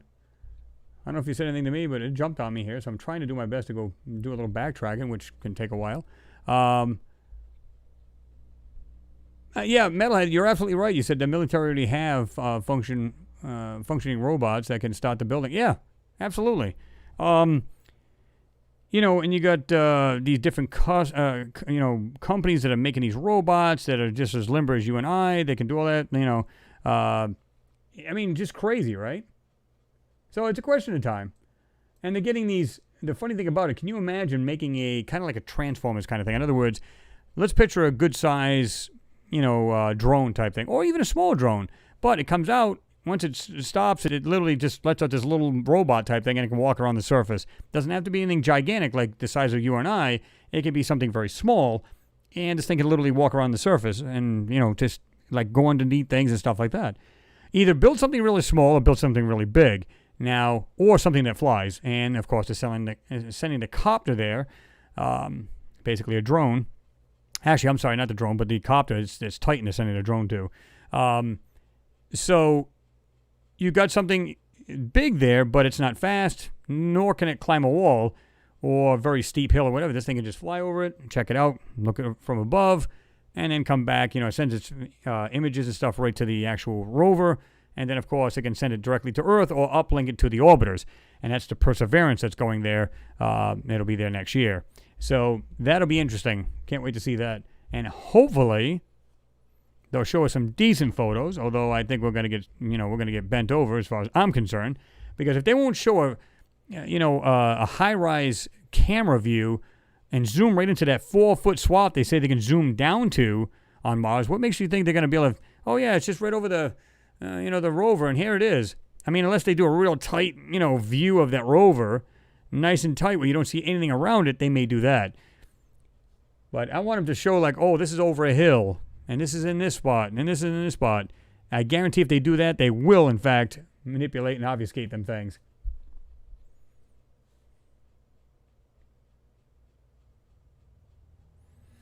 Bobby, great question. You said, what effects will a solar minimum have on Mars? I don't know. I don't think it'll have much of anything because it's kind of like us, right? It affects us, of course. Now, we're starting the new cycle. I think it's, the 25th cycle, I believe? And, of course, that's a 11-year cycle. So once it starts, and, of course, if it gets, if anybody who's into CB and ham radio, they know that's the bomb.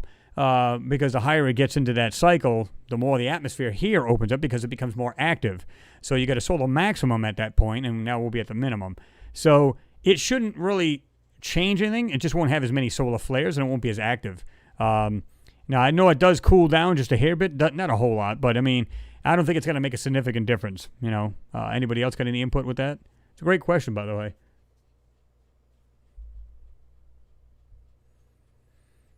Jerry McDonald said, I think we nearly got disclosure back in 2002, but 9/11 happened. Well, back in 2001, yeah. But here's the thing. It's again, it's like, another distraction. Now, I'm not saying this never happened, but that's a whole can of worms. You know what I'm saying, right? But yeah, it's a distraction. That's basically what it comes down to. And, again, here we go to COVID. Let's keep the writing up. Let's keep this going up. So everybody's preoccupied with what's on TV and everything else. I don't watch a lot of TV. From what I hear, it's either from, through my wife, she's watching TV, and I don't want to hear it. Or through friends at work or whatever, and they go, hey, have you watched the news? I try not to. It's depressing. I'd rather just, do something I like to do, keep that kind of stuff out of my life. I just, don't get me wrong. Do I watch the news? Yeah. But I try not to. I try not to get into that too much.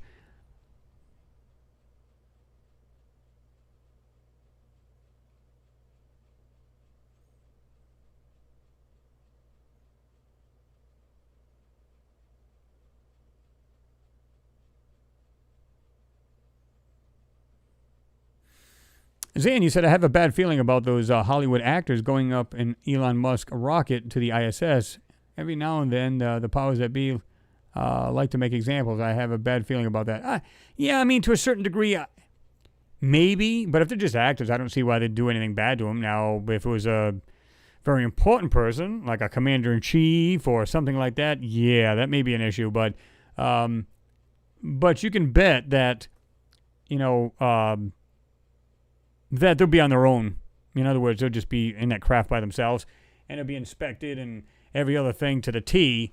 So if that ever happened, in other words, let's say space programs get more and more active, and they want to send more and more people up. So I don't care if it's from ESA, depending on how you want to pronounce it. I don't care where you're from. You can bet any the commanders-in-chief or leaders of the country, they're going to be like really, really cautious about what happens. So that may be the case here too. Daniel, you said I don't think disclosure is ever coming. What country is going to admit that they committed criminal acts and lied to the people? It would make the government untrustworthy forever. Well, I think that kind of goes without saying anyway. But yet to a certain degree, because they can just make it sound like it's kind of like, like science is constantly evolving, right? Now let's suppose they say, well, we never lied. We never lied to the people. What we did do is, let's say Mars. Good example. Sorry, I didn't quite catch that. I didn't ask you. Siri comes on here. I'm sorry. But let me see. It's kind of like I said, like Mars. They can say, well, we never found life. But wait a minute. We just happened to turn the corner where it's a little bit more moist, and guess what we found? Microbial life. And then they'll pull the same crap where, well, we thought we saw, we never seen anything that was intelligently made up to this point, because where we were at happened to be more of an arid area. It was more of a desert or whatever. And now we come around the corner, and this is what we found. It looks like some kind of, I'm going to throw anything, a tomahawk or whatever. They'll come out with something like, so in other words, we never really lied. We just haven't hit that point yet. You can bet that's what's going to happen.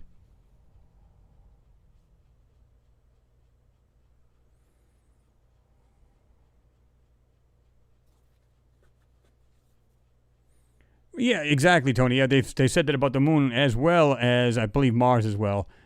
He said they have said lava tubes are a great remade living surface, very little additional construction needed, basically at the surface. Absolutely. And, again, for the moon especially, it actually helps because, all the radiation and stuff, right? And, of course, it gets really hot on the moon, and it gets very cold. But it's virtually got no atmosphere, so being underground, again, Earth, so to speak, ground, is just a good insulator. So it would be worth it. And maybe they've done that. Maybe they actually live inside the moon, like we've always discussed, or it's a made moon or whatever, constructed rather. All right. NASA and the U.S. Space Force team up for planetary defense, moon trips, and more. Imagine that. NASA and the United States Space Force are banding together for the future of human spaceflight as the agency moves forward with its Artemis program, which aims to return humans to the lunar surface by 2024. NASA is also working on its relationship with the newly minted Space Force, which was formed December 2019. Today, September 22 or 22nd, NASA Administrator Jim Bridenstine and U.S. Space Force Chief of Space Operations General John J. Raymond announced a memorandum of understanding between U.S. and U.S. Space Force, or NASA, and the U.S. Space Force. I don't need that on there. This agreement officially joins the two entities in collaboration with regard to human spaceflight, U.S. space policy, space transportation, standards and best practices for safe operations in space, scientific research, and planetary defense, NASA said in a statement. Yeah, of course, they get into what is a Space Force. Pretty interesting. I think, when I look at this guy, Jim, I just see him. He's like, man, I'm so pulling the wool over you guys' asses. I mean, what I meant to say was, he just looks, yeah. It's almost like he knows exactly when everybody's going, if you guys only knew, kind of thing. He just has that look about him, right? Mimi, you said, Chris, not far from Jezero Crater, there's a place with 3 round dots where Viking 2 landed. I wonder if these 3 dots are remains of buildings. That's a possibility. Or something else that was put there, right?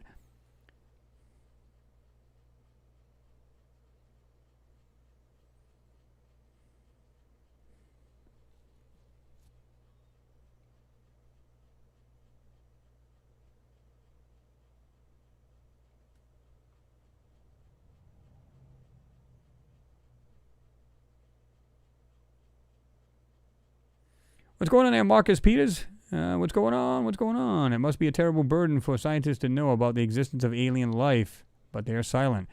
Well, yeah, because in one aspect, they're going, oh my God, I'm seeing something nobody else has been able to see, but I can't share it. So it's like bittersweet kind of thing, right? Because I know if I was a scientist and I was told not to say a word, I'd be like, oh my God, the stuff I'm seeing is tremendous. It's awesome. It's just wow, right? But I can't tell anybody, so that's the frustration part of it. But getting to see something that nobody else can, that I'm sure that's exciting.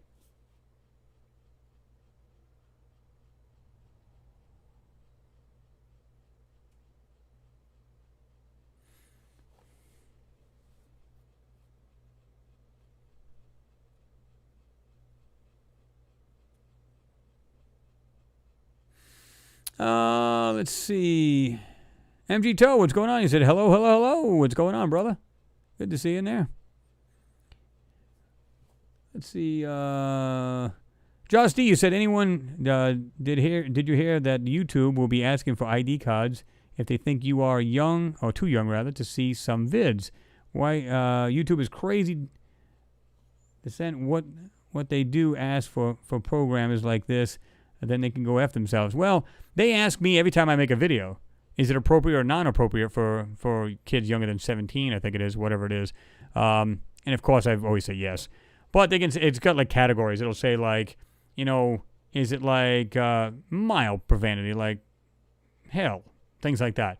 Or is it like full-blown, swearing, so on and so forth.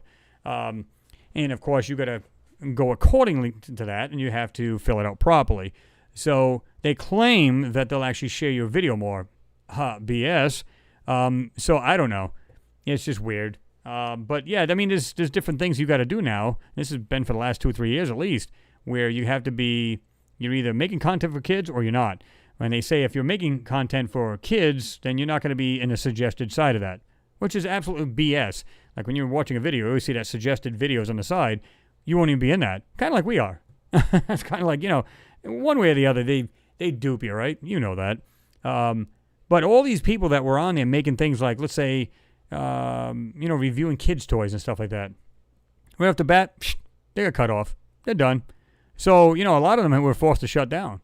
Or if they were, looking to have support for their channel, they were going through other means. And it's pretty sad that they do that. It's not right. But they have a great reason for that, and that is every time somebody makes these videos, it's like anybody can watch these. So then you get these creepy SOBs coming on there, and of course there's kids commenting, and of course they go after these young kids. That's what they're trying to avoid. So I understand that aspect of it, but they've gotten really, really crazy with this stuff. James, you said, Chris, there's a great video that has one of the first creators and producer of the military drones. He is talking about the dangers of AI and what the robots will become. He is on TEDx platform. Yeah, I've seen similar ones to that, like you're talking about. I might even have seen that. There was one. Did you see the one he had all these little, really, really tiny little drones, and they're going in like they're flying in sequence, and they're doing all kinds of crazy stuff. And I mean, some of these things are so darn tiny they're making now. It's mind blowing. I mean, you could literally own one of these things, and if you're some kind of creepo weirdo, you can like fly into somebody's house if the window's open or whatever. Yeah. And these things actually got cameras on them. I'm like, okay. So put your screens in your windows, people. You jump down to the bottom here.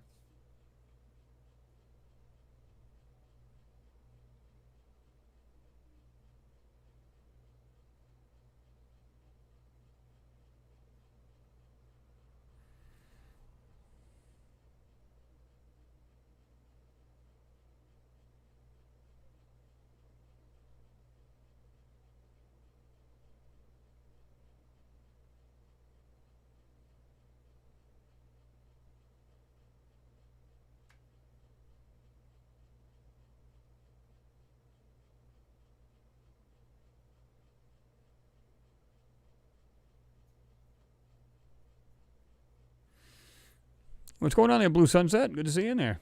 Didn't see you jumping there either. Let me see. Dennis Johnston's in there. I don't think I said hi to you. Said people like Elon Musk will commercialize, just sell tickets. Well, I mean, to me, he's at the forefront of trying to push, being spacefaring and stuff like that. So I applaud him for that. I applaud him for the innovations that he's doing, the technologies they're coming out with, because a lot of it has been getting handed down to the people, which is good. But at some point, it's going to become commercialized. You know that. They'll have hotels on the moon and Mars at some point, maybe hundreds of years from now, but who knows? For a small price, you can go there for your vacay. It's going to be, because they're going to be, oh my God, can you imagine the money we'll make if you can have people go to the moon and stay there for a week? I mean, come on. As crazy as that may sound, it'll be done. Let me see here.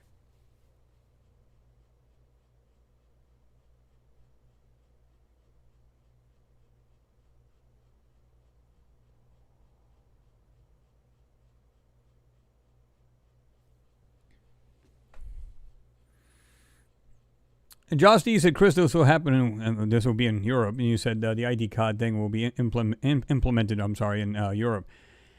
Yeah, I mean, it's crazy how they're forcing you to do certain things. Like they want to embed like a chip in you and stuff like that. I guess in some ways it's good, in a lot of ways it's bad. One way, they can track you everywhere you go, which is bad. You don't need to know, people don't need to know you're on the throne or you're doing something else. On the other side of it, you don't have to carry money anymore. You don't have to carry a wallet. You don't have to carry any of that junk. You just walk through a century and can just know everything about you. Okay, he's this, or he or she is this old, weighs this much.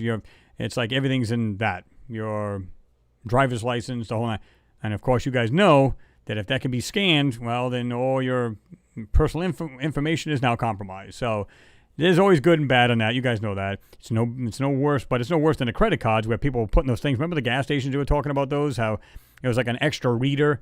So if you put your card in, it would read your card and take your information. So it's kind of no different. It's stealing your information somehow, right? So either way, I mean, it's so weird. Anything, and I've told people, listen, first of all, anything that's wireless or anything like that can be compromised. Quick story. I remember a buddy of mine was telling me, he says, yeah, man, I don't know what it is. I got home and I found like all of these boxes on my front stairs. I said, why is that? He said, I don't know. I said, what was in them? He said, well, we opened up a couple boxes, like computer parts in there and stuff like that. I said, really? And this is going way back. This is going back in the early 90s, right? And I asked him right out. I said, you got a call this phone? He says, well, yeah. I said, what band is it on? He said, what do you mean? I said, is it like 2.4 gigahertz? Is it 900 megahertz? It happened to be an old phone, 900 megahertz. I said, there's your problem. I said, even if you have a 2.4 gigahertz, I have a scanner at home that can actually, scan that. You can actually pick up cell phones, and that was years ago when I had that. I don't have that anymore. I've got just a regular unit in here, but I didn't find myself listening to it enough, so I just off it goes. But it was like $700 to buy the thing back in the day. But and he said, really? I said, yeah. If I was sitting right next to you, I'd just go in there and you're hitting buttons on the phone, doot doot doot doot, and I've got a CW decipherer for shortwave and, when I'm listening to Morse code, but it also works with numbers. So if you're sitting there going, doot, doot, doot, doot, doot, now put in your 3-digit code in the back. Doot, doot, doot, doot. I got it all. I got all the information right there. I'm going to start shopping, baby. I mean, that's the way it goes. And he didn't realize. He looked at his wife and his jaw just dropped. He's like, are you serious? I said, do yourself a favor. If you got a regular landline, then use the landline. In other words, even today, guys, if you're on your cell phones, don't use them to do a purchase. I know it's easier at times, but use a landline if you have it. Make the purchase through there. It's actually a solid line as opposed to a cell phone, which is wireless. It can be heard. Trust me when I tell you this. And, people don't realize that. You got to be very careful. If you're home and you want to make a purchase through Amazon or whatever, if you're on your computer and it's Cat 5'd in, well, then you're not wireless.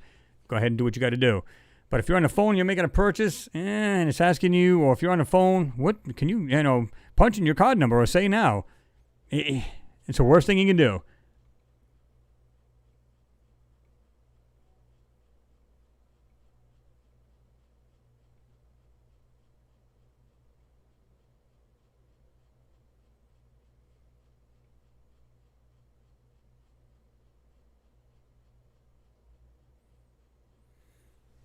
What's going on, the Equalizer? Good to see you in there. He said compartmental centering has always been the way that they had to keep things secret.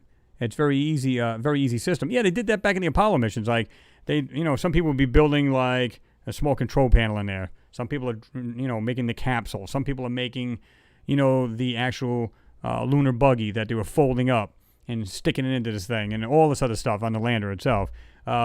They all had their own compartments, and and a lot of them didn't even know what they were making until they found out later on that, oh, it's actually going to be a capsule, and we're building that for it. Oh, it's pretty wild.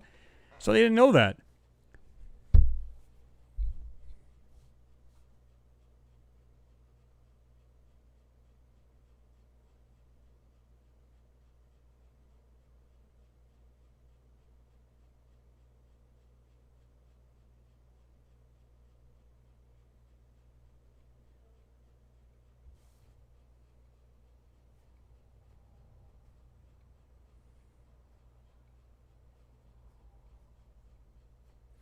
See, like this, when this thing jumped down, okay, yeah.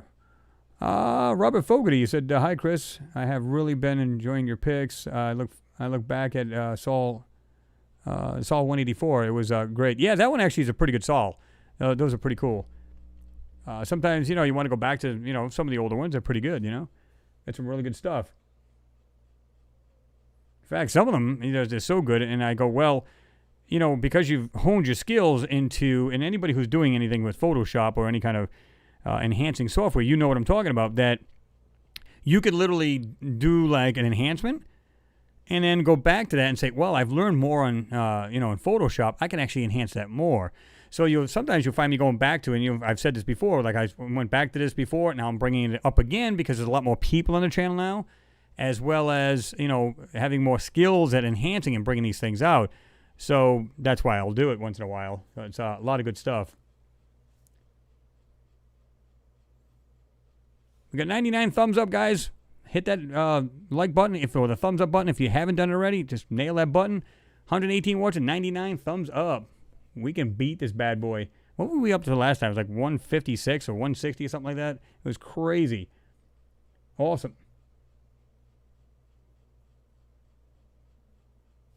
Let's see, Tony, you said, should the internet be treated as a utility or remain a private domain or service that can ban you arbitrarily? Yeah, I mean, absolutely. To me, it's a helpful tool. You know that. It's like anything else, though. It can definitely be used for something bad, and that's not a good thing. So the way I see it, it's a very useful tool, but it can be used for something bad. Now, I've got my gateway, well, my modem. I've got that thing filtered out so much, it's like, good luck trying to even get into my computer. And even if you do, it wouldn't matter. I've got a firewall on that. I got a firewall on the one over here that separates into these two computers. Even if you were to wreck one, I've got another.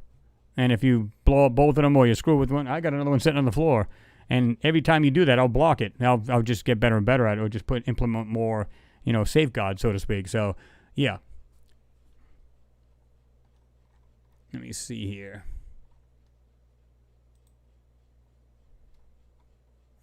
I don't know if you guys seen this. Astronauts take shelter as space station dodges orbital junk. That was pretty interesting.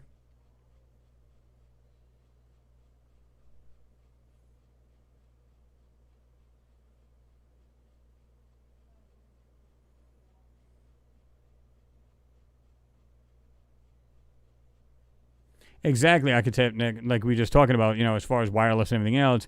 You said if you have location services enabled on your Android phone and you drive around with it, it has all your driving habits and will know your driving style from GPS and accelerometer. Well, and that's the whole point. It's like, let's say there's somebody actually watching your house, and somehow they can track your phone or whatever the case is. I mean, I see them leave the house every day at 7 or whatever it is. Okay, and whatever, they're tapping your phone. It's like, what I'll do is I'll buy some merchandise with his credit card, and when he's going to work, the stuff will come in. I'll just go to his house and I'll just go ahead and take it. Nobody will know. There you go. And that's what they were hoping to do on my buddies. He found the stuff, and he goes, what should I do with it? I said, I don't know, but I'd call your credit card and have him cancel it. He said, I didn't order this junk. I am Merkin. What's going on? He said, hi, Chris. Glad to catch you. Well, what's going on, man? I haven't seen you in a while. I don't know if you were in the last one, were you? But good to see you no matter what. Yes, DTMF tones, absolutely. Well, subtones and stuff like that. And basically, that's what it is. So, like I said, when I had the Morse code reader, it was made by Microcraft. like I said, anything was on there. I could listen to shortwave and, tune into the CW bands. And, you're sitting there just watching a conversation take place. And, just, of course, you'd have to get the tone just right on it, get it perfect. But you sit there and listen to it all day long. But it's no different if I was some kind of weird spy, looking to be some scumbag trying to take your information. Then they just literally just watch you okay, he's on the 900 megahertz phone, which is, oh my God, it was so easy to pick up. And they just, and they said, credit card, okay. They got it on there. Doot, doot, doot, doot. Okay, let me write that down. Here's a whole number. Oh, the 3 digits in the back. What's the expiration? It's crazy. And it's no different today on your cell phones. That's why I just warn people, do not do that. If you're home, use a landline. Use your regular computer that's Cat 5'd in, not Wi-Fi'd. Anything that's wireless can be picked up and pretty much listened to. Let's put it that way.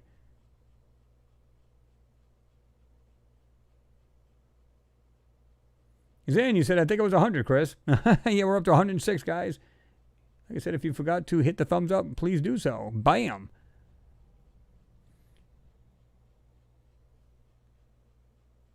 Let's see. Blue Sunset, you said, I would like to see a best of and Mars Anomalies and Beyond. There's great stuff in the back vids. Yeah, there's a lot of crazy stuff in there. And that's why I said I like to go back to those every now and then. Pretty cool.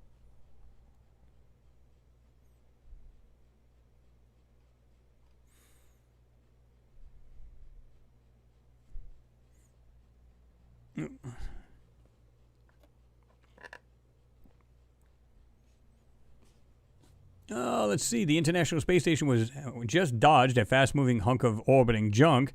Controllers maneuvered the space station away from the potential collision with a piece of debris today, September 22nd, which was 3 days ago, at 5:19 p.m. Eastern Daylight Time. They did so by firing the thrusters on the Russian Progress cargo spacecraft that's docked to the orbiting lab's Zveta service module. NASA's official said in an update today. So that's pretty cool that they can do that, but what happens if somehow they weren't paying attention? And that would be bad. So he says, maneuver burn complete. The astronauts are coming out of safe haven. So they must have been locked down, had the doors closed, and everything else sealed, the compartments, and hope for the best. Space junk is a growing problem in Earth orbit. Nearly 129 million pieces of debris are whizzing around our planet at the moment, about 34,000 of which are more than 4 inches or 10 centimeters wide, according to estimates by the European Space Agency. So, yeah. And it was little things. I mean, if they're just whizzing that by, 17,000, which the ISS is doing the same.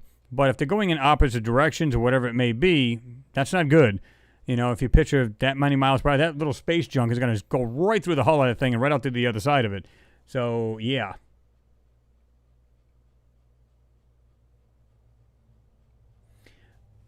A metalhead, you said, Chris, would you show UFO videos if people sent them to you? They're questionable at times. I probably would. I'd look at it first and then see what the deal is, and I probably would present them, yeah.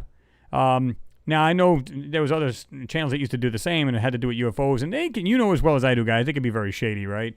Some of them are just like, CGI'd in, they're fake to the max, or it's so unclear what it may be. In other words, if you actually seen a UFO and the shape of it, and it's pretty clear. I mean, it's at night, so it's probably not going to be super clear. But it doesn't just look like this ball, because that could be anything, right? I've seen one video where it was actually a light way back in the background, and it was called a hoax because during the daytime they found that it was an actual street light back in the woods, and it was behind some giant supermarket kind of thing, parking lot. At night, it looked like a low-flying UFO, but during the day, they could see the same exact position. It was a street light. So, yeah, wasn't good.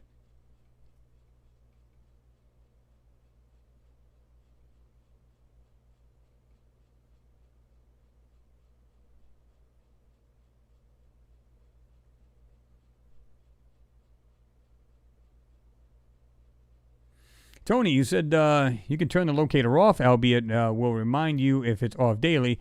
Firewall plus services that give daily reports of any attempts to get on my phone or computer still never completely safe. And you're right, nothing's ever foolproof. Like I said, my modem is filtered out to the max. Because I've got my son that lives here and he's younger. Oh, he's 15, but. I still got all that stuff filtered out and everything else, and, whether, firewall and stuff coming in, and, of course, stuff you can actually view.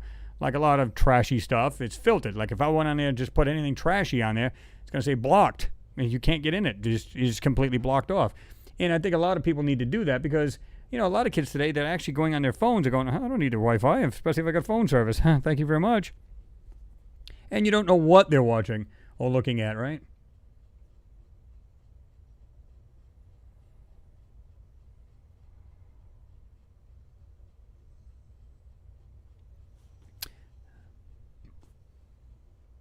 Jonathan Waddell says, the moon has a ring now. I think I've read that right. This thing just jumped on me just when I was reading this. Yeah, Earth has a ring now. Haven't heard about that. Anybody else heard about that?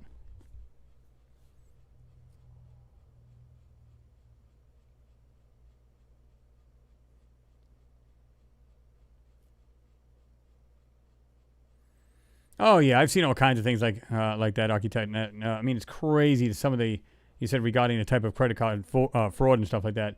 Oh my God, it's no wonder why these credit card companies are mental, right? They charge you whatever, and they. I don't know if you guys remember. Wasn't this somewhere around 2000, early 2000s, where they literally, I don't know how many people. It almost took, I don't know if it was worldwide or what it was, but I don't care if you had like a credit limit of $20,000. They dropped it like in half. Or they drop it even less than that. And people are going, what's going on here? I had a credit line of such and such. Now I got this now. What's going on? They just said, you know what? We're tired of the crap. Took a hell of a hit, that year or whatever it was. And they just said, it's time to just cut it down so they can actually cut their losses and get less losses. You know what I mean? Crazy how that worked. Yep, the Money Mule fuel. Hold on. Well, it was a fraud, but I was reading something else too. To be truthfully, Architect, I didn't actually have one today because I thought we were going to have Jean on tonight. And so I kind of put that aside because we're going to have like questions and answers tonight. So I didn't actually pick one out. So, yeah, that's not good. So yeah, to be truthful, yeah, that was a plan. And, of course, that got a stick thrown in the spokes on that one. Strange bright rocks reveal glimpse of asteroids Ryugu's violent past. Or it's actually partly metal and it's actually a spacecraft. Ooh, did I say that out loud? We've done videos on this, you know that. Shiny boulders on one of the darkest asteroids is the solar system may shed light on the cataclysmic impacts during the space rock's origin, a new study finds. Because they're talking about Bennu as well. The near-Earth asteroids Itokawa, Bennu, and Ryugu are each loose piles of rubble held together by their collective gravity. They likely formed after collisions shattered their parent bodies into many fragments. Much remains unknown about these catastrophic disruptions. Yeah, funny enough, though, I've done this where I had a side-by-side. Bennu and Ryugu almost look the same. They're like a diamond shape, guys. What are the chances of that? And the funny thing about it is they're sending spacecraft to these things, I already have, to look at them. Why these particular ones? Somebody told me one time, well, because they're closest. I went, I don't care. It just so happened, if you look at Bennu and you look at Ryugu, they almost look identical. They're not just some random weird-looking rock. These almost look diamond-shaped. Look at this right here.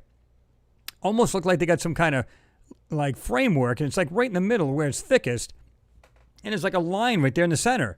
And, Bennu is the same way.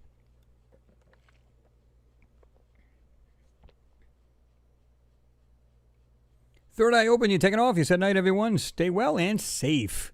Well, appreciate you being here, man. And, thanks for doing some comments and stuff like that and getting in there. You have yourself a good night there, right?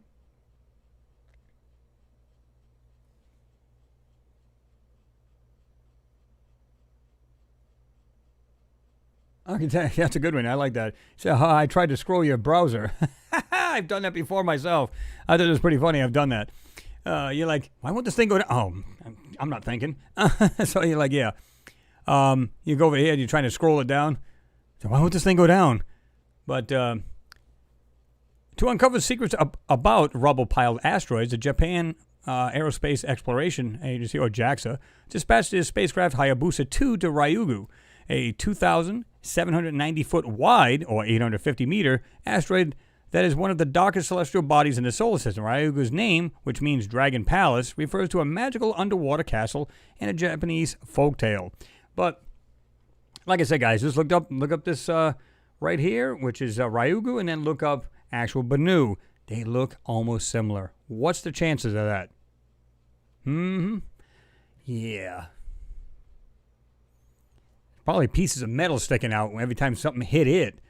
Look at it, like right here, it looks like it's got a dent in it right there on the left-hand side of it. Like something pummeled that side and didn't actually go through it because maybe it's something else. Maybe it's constructed. Of course, that's pure speculation. But again, what's the chance of both of them rocks, asteroids, comets, call them what you will, just rocks, asteroids, and they both almost look identical? I don't know.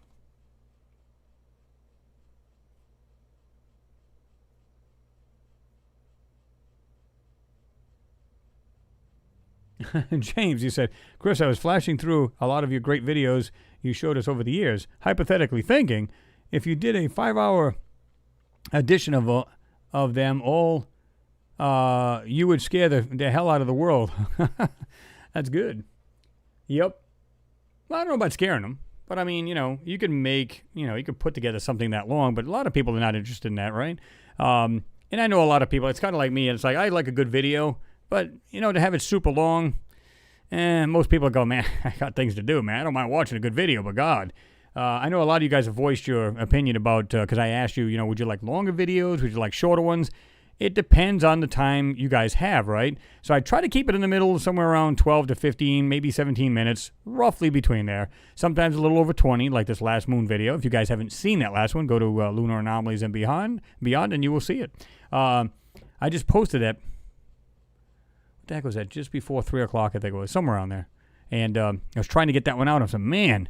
So you can check that out. And if you haven't subscribed to that channel yet, do that too. And don't forget to hit notification bell, so you'll be notified of any new videos coming out. Awesome.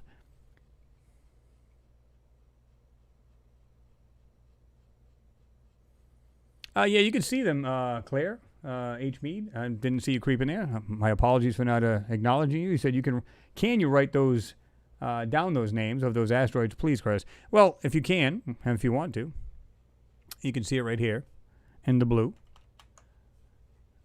Banu and Ryugu. Banu is Bennu, and Ryugu is Ryugu. I was going to say O, but U.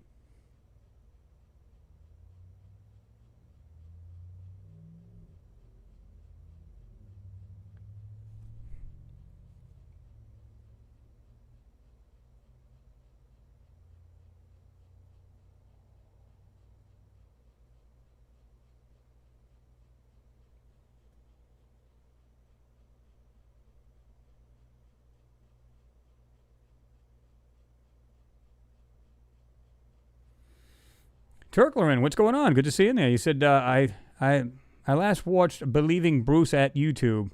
He is a body language expert. He examined of Joe Rogan with Bob Lazar. Conclusion during the interview was that Bob wasn't lying, or he's an expert in faking it. Well, I don't see Bob as a liar. I don't. Now, some people will pick apart some of the things about him and say, well, I don't think he's totally telling the truth, but the guy he's pretty brilliant. I mean, and he did, in fact, work for Area 51, Groom Lake, all of these places, different places over there. So, they try to hush him up and say, no, he did not. But, yeah, he did. So, they can say whatever they want, but he is, in fact, the real deal. But they try to, make him basically nobody. They took away his social security, all this other stuff, all his social numbers, and they're like, who are you again? It's like, what are you talking about? I got my social. That number doesn't exist. It's like, what?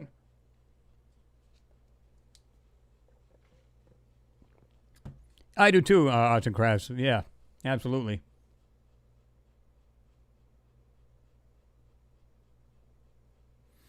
Tony, you said everything in space that isn't round has been broken. Everything that forms naturally will be an orb.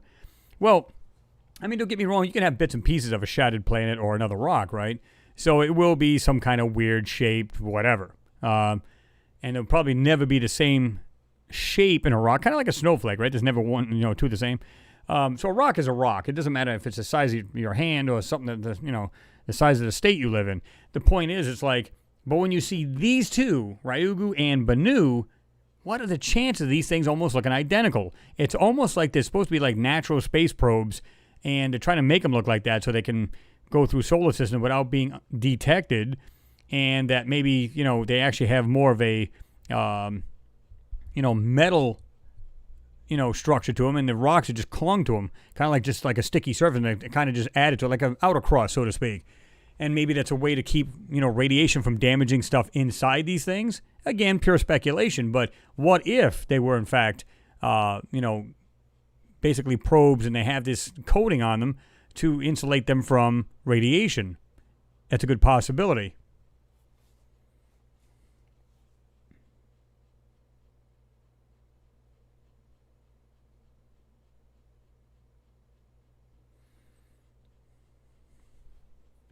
Renee Cruz, you said Area 51 in Flying Saucers movie. Well, I mean, like I said, you looked it up, and you just look up Bob, and it doesn't even have to be about Groom Lake, Area 51, whatever. It doesn't have to be even about that. Like I said, he's built his own cars that, it's just crazy. It's like, he is a scientist. Clearly, he can make his own stuff, right? Made his own hydrogen car, or a car that ran on hydrogen. All this other stuff, and solar powered it and everything else. So it's basically free energy, except for the water you put in there. But what's that going to cost you? So, the idea is, it's crazy. This guy he knows his crap. So he's not an idiot in any way, shape, or form. And they, like you said, one of you guys just said something else here too about Arts and Crafts. You're the one that said, and they tried to wipe his name from the universities, I believe, too, if I'm remember correctly. Yeah, everything about him, they just tried to make him vanish.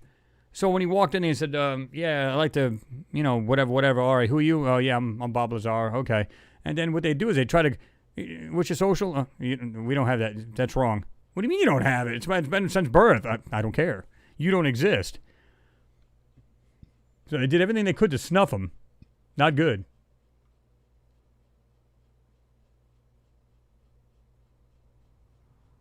Yep, Element 215. Hey, Strauss 1AV. Yeah, there you are. He said, finally made it to the show. Hi, everyone. What's going on?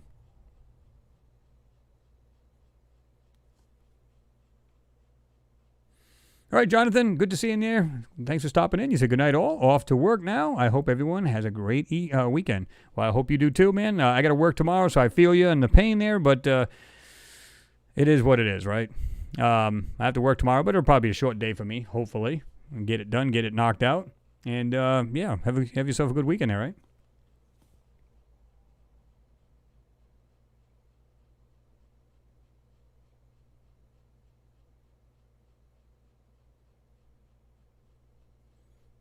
Yeah, I would imagine it's true, too, Arts and Crafts. He said, hey, I'm sure, yes, I'm sure he still worries for his safety, unfortunately. Yeah, I mean, it is what it is. I mean, you just going, this is the price you pay for being and I'm going to call him a bigwig, so to speak, because, he's into all of this top secret stuff. And like he talks about back engineered, building different things, different drives, the element that he mentioned. And then all of a sudden, nobody knew about that until all of a sudden now it became a thing. So was he lying about all that? Clearly not.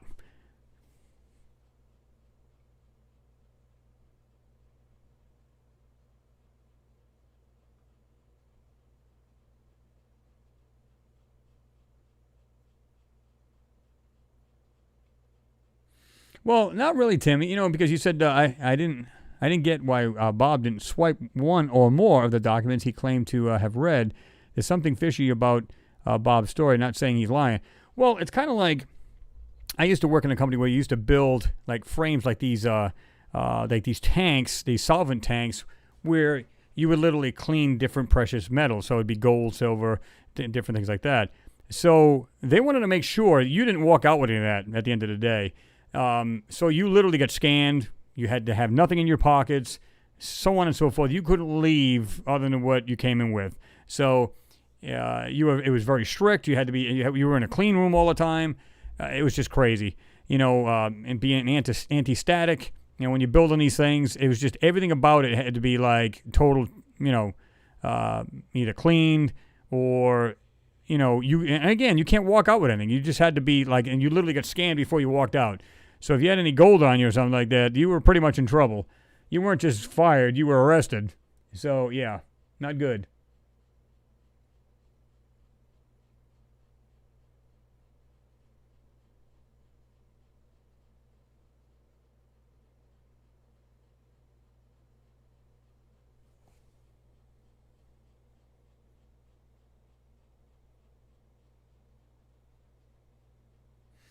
Tony said there's an excellent Rogan talk with Carlson and Hancock, and the researcher that has verified almost everything Lazar had said, short of actually seeing the craft. Yeah, I mean, I think you're talking about that guy, the kind of rugged fellow with the beard that was with Bob, and I guess it was the book of the movie he made, rather. And he was basically saying that. So they basically went crazy trying to get all the documents showing that he, in fact, did work for Area 51. And what this guy went through, what Bob went through, and all this other stuff. So he's been through quite a bunch of that crap, right? Abs0303, what's going on? He said, good day, Chris and all. What's happening? Good to see you in there.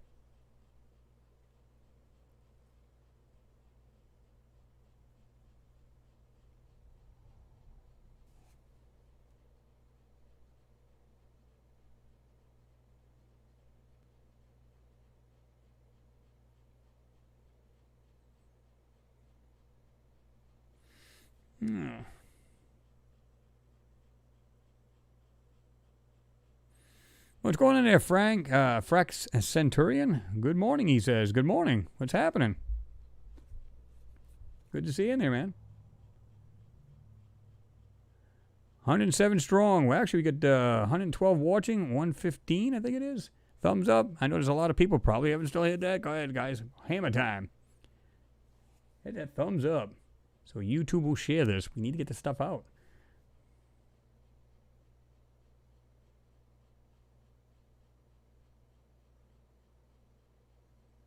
Yeah, I mean, there's going to be a lot of things. You know that as well as I do, Architect Nat. You said when evaluating Bob's story, ask yourself, A, is it possible? Yes. Is it plausible? Yes. Is it verifiable? No. D, is it complete? No. And that's the bad thing about it. You know what I'm saying? It's kind of like we can't verify it because clearly we can't go there and ask because it was top secret clearance, so that's out of the question. But to me, it's like when you hear the guy talk, other people have backed him, stuff like that, then clearly we know, okay, this guy's the real deal, right? He's not some clown that's just trying to, make something he's not. I mean, he is the real deal. Now, whether he's embellished in some of his stories or maybe stretched it a little bit, who knows? But clearly he did work there. And, unless, of course, something comes out he was basically worked in a lunchroom there, that's kind of bad for him. But anything else, though, he's talking about different levels in there and how they had the spacecrafts apart and so on and so forth and the different drives that they, reverse engineered. So it's pretty sweet.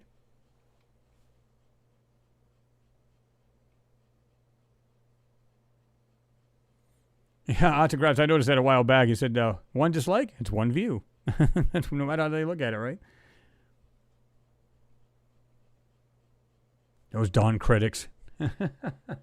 Gotta love it.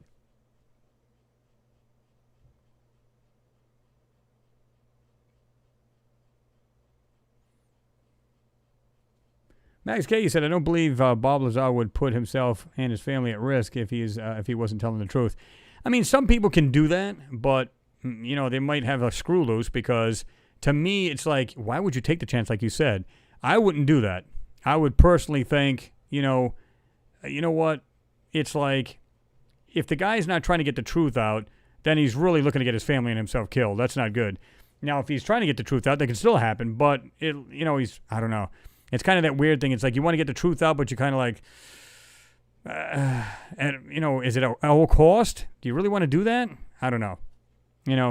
But he has done what he's done, and he's made it through so far, but he's had a lot of threats and everything. I know that.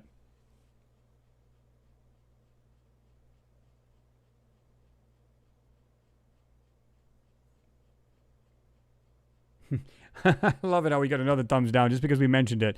There's another thumbs down. It's like, all right, Show of hands here. Who's hurt by that? YouTube views it as a interaction, so they don't go, oh well, he's got like 3 or 4 thumbs down. That's bad. We can't share the video. It doesn't work that way, guys. So I think it's kind of funny how they attempt to do that or just do it. I don't lose sleep over it. I don't. Barter M, you said watch a documentary about Bob on Netflix the other day. It was very interesting. Yeah, I mean it's pretty cool stuff. If you watch, it's more than I think there's like 3 or 4 different videos of him on different shows and stuff like that, and really, really interesting. I find it awesome because you go, wow, this guy actually worked there. And like I said, my brother years ago, they had asked him when he was jumping off of being in the Air Force for 11 years, and he worked on all kinds of jets and stuff like that. I think it was the F-16s, the A-10 Warthogs, all of them. I've been on the base. It's pretty sweet down in Myrtle Beach. But they were making huge changes, and a lot of the soldiers are going, okay, we're out. We don't like the change. We're out of here. So when he was getting out of there, they asked him right out, would you like to go work at Area 51? He declined it. And I think I told you guys the story. I said, are you stoned? They would have asked me, would you like to go work at Area? Yes. I wouldn't have even hesitated. And he goes, well, I wouldn't do that. I said, why is that? He says, well, and I know everybody's got their own different reasons. His reason was, he says, statistically speaking, he said, anybody who's actually works there, because you get flown in and out, you're not allowed to say anything to anybody. It's a total secret. And you basically sign a gag order. I said, so what? He said, well, it's got the highest divorce rates on that base. So what? I mean, so what? You come home and the wife or husband asks you, so how was your day? It was good. The next day, it was bad. What happened? Well, the guy got smart with me. I had to punch his teeth in. Whatever the reason is, you just go, as long as you tell this person, your better half, well, I'm not allowed to talk about this. I hope you understand that. All I can tell you is my day went well, or it went like crap, and, we resolved it. We're good. And that's pretty much it. Why would there be a big deal? I would have loved to work there. Are you kidding me?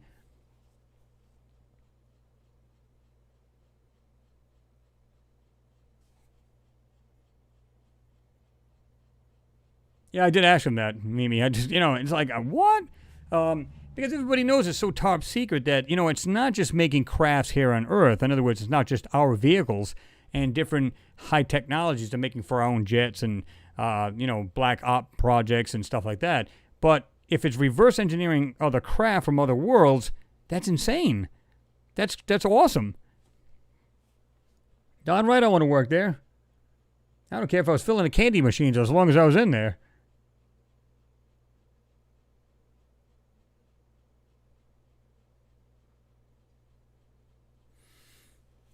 Daniel, you said Luis Elizondo said the company that he went to couldn't show him half of the planes, but he said the half that was able to see, if people saw them flying, they would swear they're from elsewhere. That's what I'm saying. I know a lot of these crafts ours. So you might find something flying around and you go, oh my God, it's a UFO, but it's clearly made by us. So, but then people go, where did this technology come from? Now, I believe we're a very smart species and we're making these things. In other words, different engines, different, designs, so on and so on, anti-gravitics, whatever it may be. We're building this stuff. It's becoming reality. And some people think, well, we can't possibly build that. Again, if the government is like 200 to 300 years ahead of us, meaning than the regular public, let's say to 50 years, okay. Again, what would your phone look like in 50 years? That's insane. The technology is going to be awesome. 50 years, what's your car going to look like? 100 years, what's it going to look like? Everybody's going to be flying around like the Jetsons. At least probably pretty close.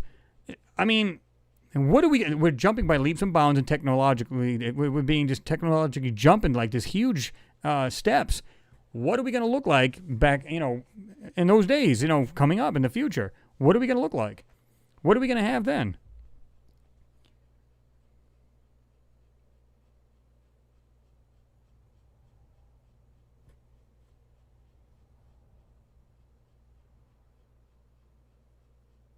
Yeah, Frank, exactly. Nice looking sugar cube asteroid. Yeah, I mean, again, like I said, Bennu is the same way. It's shaped the same way.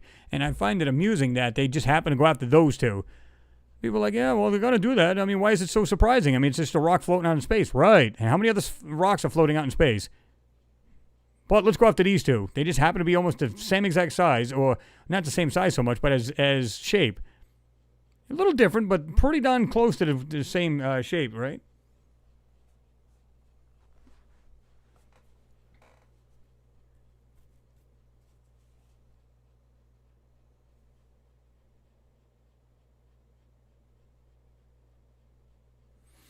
Noodles, you said electric cars will be grown in 100 years. Well, that that could be too. It's hard to tell, right? But like I said, I see a civilization just solely, basically getting its energy through the sun and wind, and of course, a lot. We actually have a hydro plant over here, hydroelectric plant here, and there's another hydro plant. Well, that's quite a distance away, but either way, we got those there. They should build a lot more of those because a lot of dams and stuff, so they got hydro plants in those too. And, it's basically free energy other than maintenance to the plant. Other than that, it's free. So,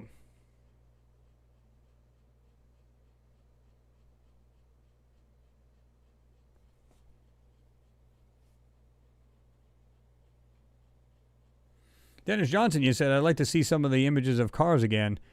Yeah, I mean, if you're talking about the ones are you talking about the ones we look like we're on Mars or something like that? Pretty weird stuff. People have asked me too. They're going, I've had people tell me this too. This is funny. Oh, look at this guy. He's like thinking his car's on Mars. Ha ha ha. Well, if there was a civilization on there, what did they travel in? It could be a very lot. Much like what we drive here, something with wheels. Only who knows? Maybe they're powered differently and they move differently. Who knows, right? But that doesn't mean it can't be very similar to what we are. I mean, you basically go, okay, I need a bubble around me to keep me out of the weather, and and I need wheels to get around. Now, some people go, no, there'll be like a land speed racer or something like that, like from Star Wars. Not necessarily. It doesn't have to be. It really doesn't have to be. Like I said, how long have you had the wheel? Quite a while.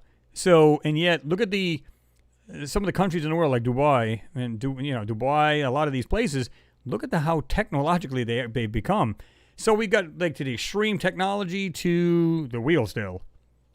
And yet the cars have come a long way. Tires really haven't changed much. Wheels haven't changed. They're not wood anymore, but you get the idea. So what makes anybody think that, if they got to get around, they might have had things that flew too. Who knows?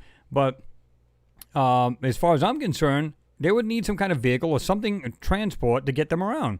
It makes perfect sense. So why are they so shocked by that? Now, it sounds kind of funny. A car on Mars, that's kind of, goofy. But not really. Can you imagine another civilization looking into us going, what are those things that people are sitting in? That's just goofy. I mean, they fly and everything, and yet they're driving around in these little things with wheels. I mean, what are they doing? Well, because not everybody can fly in a jet. How many millions of people are on them? There's like 8 billion people in the United States alone, I think. Is it like 8 billion guys? Somewhere on there. So if that's the case, can't all be flying until, like I said, we start getting all flying cars, and I can imagine how that's going to go. That'd be bad.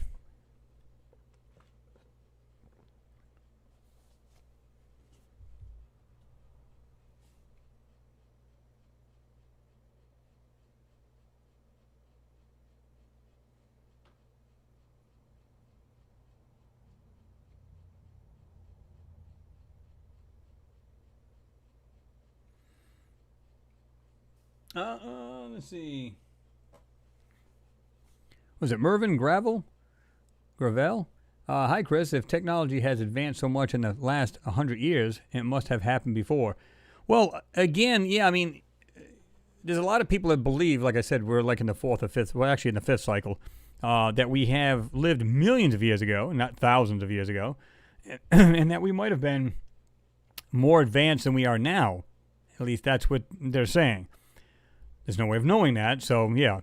So if it was millions upon millions of years ago, because they go, well, where's the technology? Like, remember we were talking about the story where we're saying maybe we were like a two-planet civilization where we went back and forth to Earth, and that and Mars.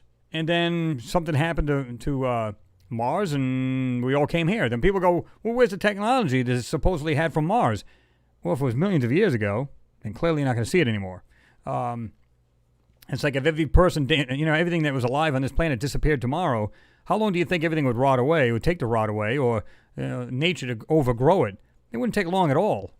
You still see remnants of it here and there, but, of course, if you're talking millions of years, there wouldn't be an ounce of anything, standing, or it'd be just all eaten up by nature. It would just take it over, right? On the other side of the token, I'm thinking, well, I'm convinced this destruction that happened on Mars wasn't that long ago. I believe it was somewhere, like I said, back in when they saw the explosions.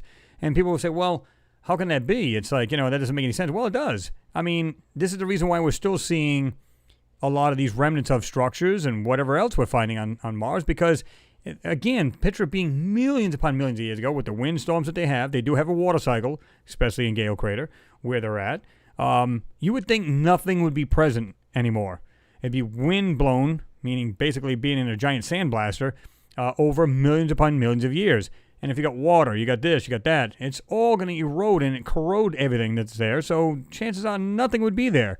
So something tells me this is just recent that this happened, fairly recent, that happened to Mars. What do you guys think? What's your take on this?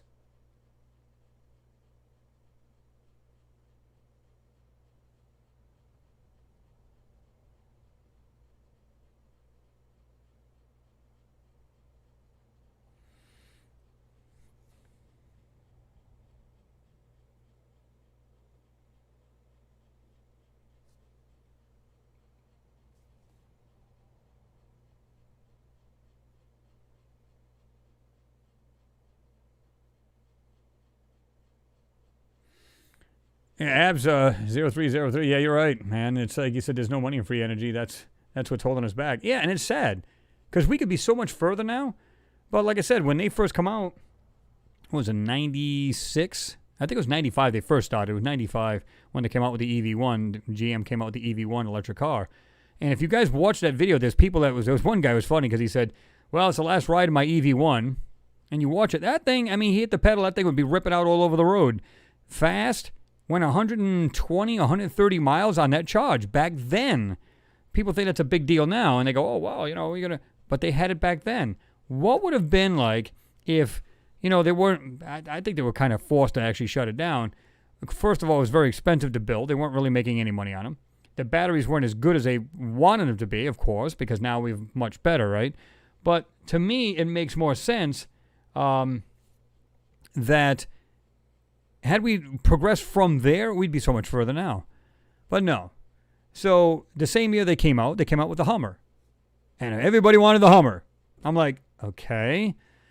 And I was just talking to my neighbor about this. He's got, I said, I'm the kind of person that buys something according to my lifestyle. In other words, like he works on like gas piping and stuff like that. He's a welder and everything else.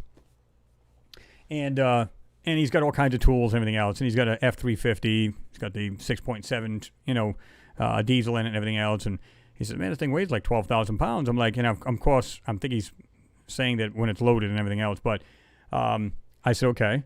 So he was like kind of like dogging me because of my electric car. And I said, wait a minute, hold on. He goes, well, I just get sick and tired of people saying that, those cars don't burn any fuels. But when you plug it in, I said, oh, well, hold on. Let's get something straight.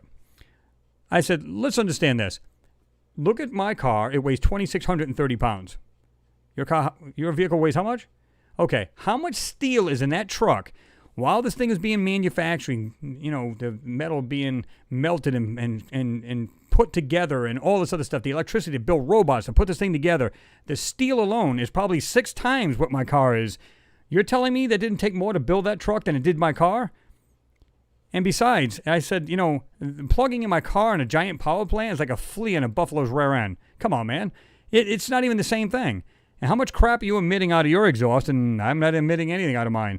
Even my hybrid, it basically has hardly anything coming out, especially the way you drive it, right? If, what was it? My fuel up was, it was like 222 miles this week. Let's see.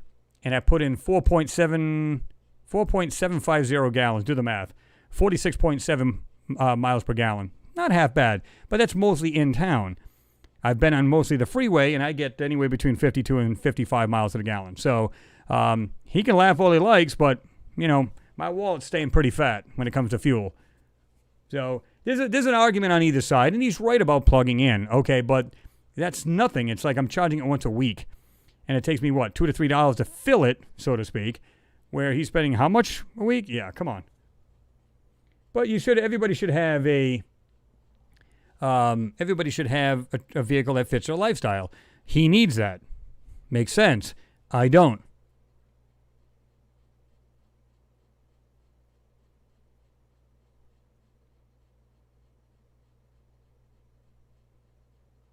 Dark Chalk, what's going on? Good to see you in there. Are you looking at nudes? I hope not. It's like, that's not good.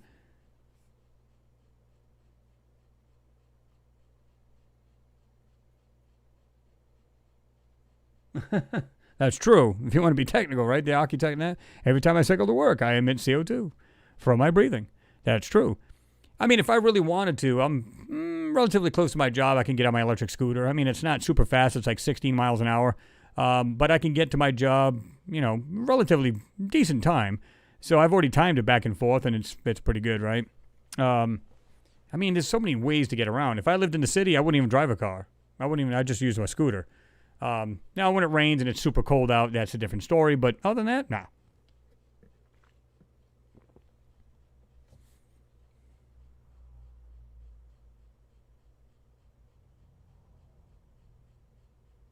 Mimi, you said, or asked, Chris, do you think Elon goes to Venus next? I don't know. That's a good question.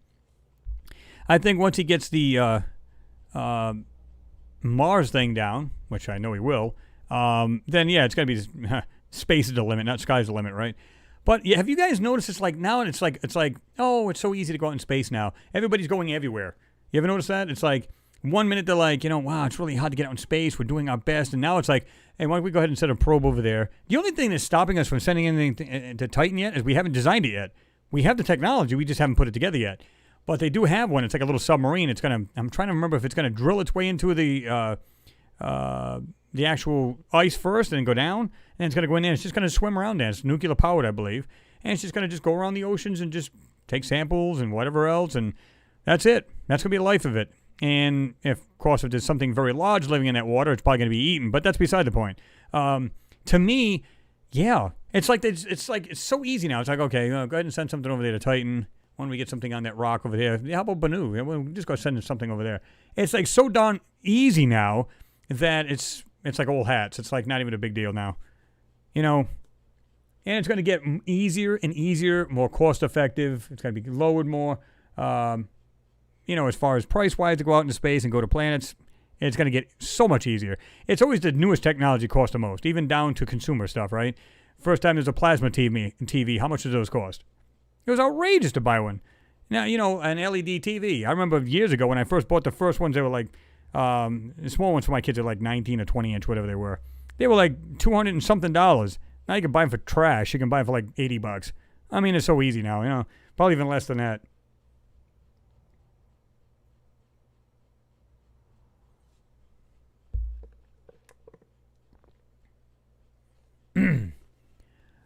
Blue Sunset, you said, what's the cost of power?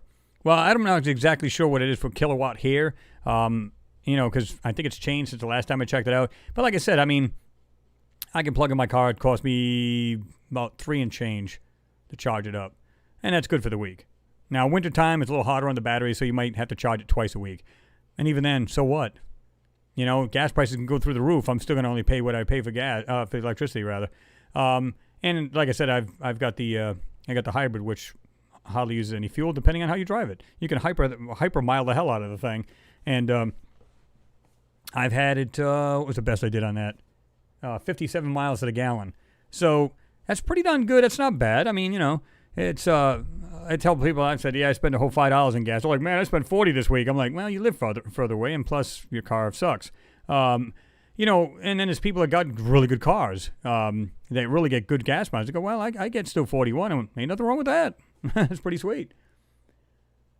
Frack said, I will keep my 67 Impala 5 miles per gallon. I'd probably do the same. I love the Impalas. Good cars. Is it an SS or just your standard 67? Well, if you're saying 5 miles per gallon, it's got to be hyped. That cannot be stock. There's no way that's stock. Dan, you said, I'm also on the fence about cross-engineering any crashed spacecraft if they can cross the galaxy there 10,000 years, I guess it is, ahead of us more give us Homo erectus a nuclear sub. What do you understand? Well, even if you're just pulling this thing apart and, you're just seeing what makes it work. Because then, I can't even imagine, you think like in the sci-fi movies, they pull these things apart, right? And they're analyzing these things. And the crazy thing about them is that they're looking at them going, how do you make this work? Or what is this actual object? Or what does it control? And then you got to go from there. So what is it controlling? Well, every time I turn this thing on, it seems like the lights come on in here or something. Well, then you pull it apart and it's fiber optics. Wait a minute, it's not just a standard on and off toggle. It's some weird, put your hand on, it's hand sensitive, and it would just come on. And, again, that's nothing like we haven't had. I remember my uncle, he was into, he was like basically an audiophile where he liked a lot of good high-end equipment back in the day. Well, I've got his Sony reel-to-reel, and that damn thing, it's like you just push the button soft. Remember the old clunky clunk, clunk, clunk, clunk? It was just, well, it wasn't like that. His has got the big VU meters on it, just soft touch. Boom, boom, they all lit up. He had a turntable where you just put your hand on, went by the heat of your finger. It would just come on. That was back in the 70s, late 70s. I don't think it was early 80s, but it might have been.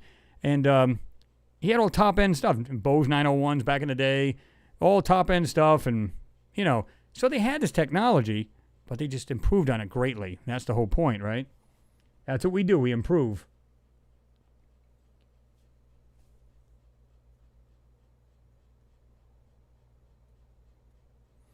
Yeah, I mean, I agree with you, Architect. So when it's the same time to charge a battery for an e-car as it takes to fill a 10-gallon tank with gas, then there will be a major uptake. Yeah, I agree with you. I mean, they're getting a lot better. In fact, they just had Elon just introduce another battery. So, I mean, I could literally take my car out and I can do the high-speed charge of the Chatamo, and I can get that thing to charge in half hour, 25 minutes to a half hour. So, no, is it fast as filling up your fuel? No. But the way I look at it is this. If I'm driving and I said, why don't we stop and get a bite to eat? Like, there's a McDonald's up the road here. I can just plug right into that. You're sitting there killing a half hour anyway, just sitting with your family eating. And next okay, we're done. And off you go again. So you can keep going, just driving around. Some people, it's not for them. And they shouldn't get one then. That's the way I look at it. Thank you, Glenn James. Thank you again for your support. You said, Chris, we know that you respect everyone's opinion, but in your honest opinion, do you think that the world will ever hear or see from the governments and NASA what we do with our vids, hangouts, and believe it? I mean, they already know the truth, right? I mean, it's just common sense. They already know the truth. They're probably sitting back going, hey, is this guy close or not? No, this guy's way off. Or, wow, this guy's actually seeing some of the stuff we're hiding. One of the two is happening, but they don't have to. They're not going to go look at our videos and go, yeah, we agree with him. Man, he found something we didn't see. Well, clearly they already know what's in the photo. They're the one that's covering it up. So it's basically the other way around, right? They're probably trying to see who can actually decipher, if you will, what's really in the photos. Now, we're never going to see everything in the photo. It's being covered for a reason. This is the reason why a lot of things are not super clear. It makes sense, right? Because some people have said, they showed, or voiced their frustration saying, oh, hell, these things are never super clear. They're not going to be. They weren't meant to be seen, period. So, yeah, I mean, it makes sense, right? But the way I look at it, what we could pop out of there is better than nothing. And like I said, a lot of the moon, there's so much moon stuff I can cover. So we're going to be doing a lot of that, and we're going to be doing some Mars as well. All in favor for more moon, say yes, or just Mars, let me know. So we get a show of hands, and because I want to try to make everybody happy. I like to have a balance of both, but some people go, man, I'd rather have the moon, and some people go, the hell with the moon, I'd rather have Mars.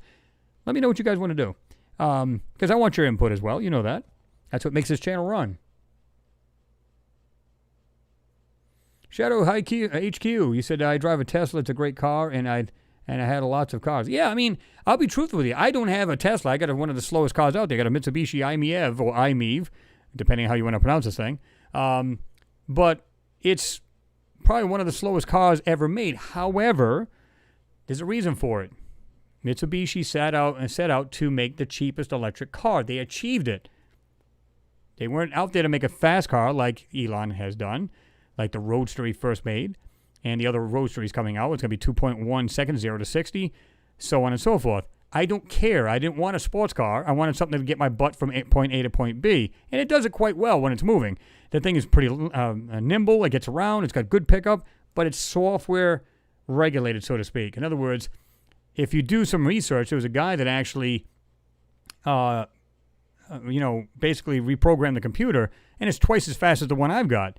So it's not that the car's not capable. It's just the software needs to be upgraded. Of course, they built it for longevity, so you don't like nail the gas and break all the motor mounts, if you want to call them motor mounts, electric motor mounts, and didn't break all the suspension. They did it for a reason.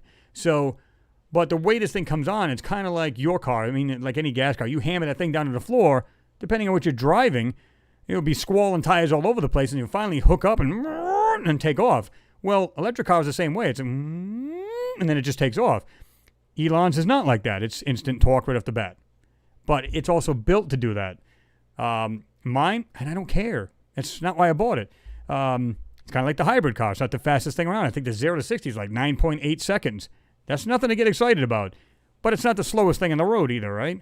So, but again, it's supposed to be an econo box. It's not supposed to be fast.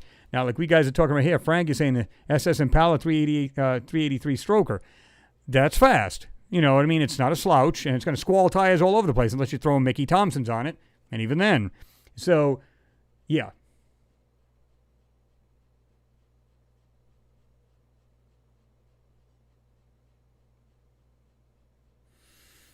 James, thank you again for your support. He said, Moon and Mars both are great, man. Keep doing it, man. Oh, yeah.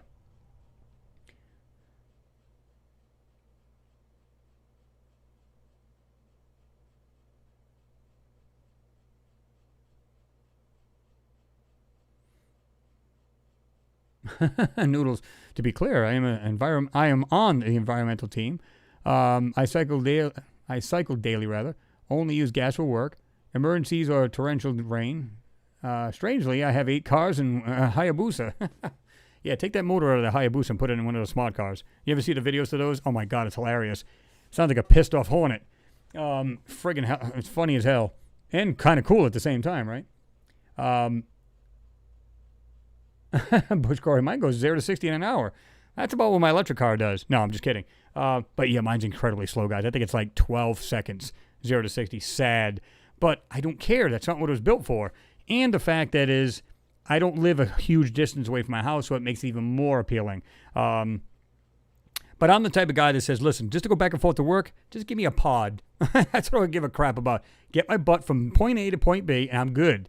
Now, as far as you guys talking about the Impala, stuff like that, that's recreational. That's something that you want to take out on the weekends, have a good time with. I've had a 69 Camaro. I've had all different kind of Camaro. I had a 79 Camaro built 350. All kinds of different vehicles. I've had, my buddy and I, we used to mess around with his Charger. He had a 67 Charger 440. Really great car. Of course, he almost got us both killed because we were trying to outrun the state troopers, which we did. But it was like this close.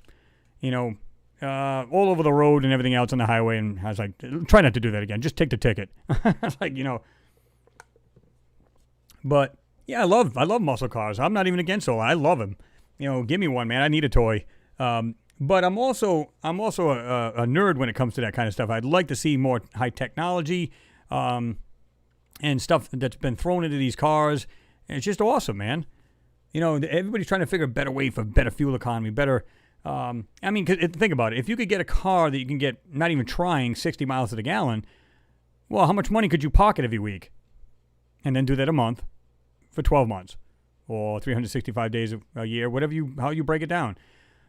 So how much would you save and how much could you put towards your savings or to maybe a retirement thing, or how much could you put towards back into your house? It's all things I think about.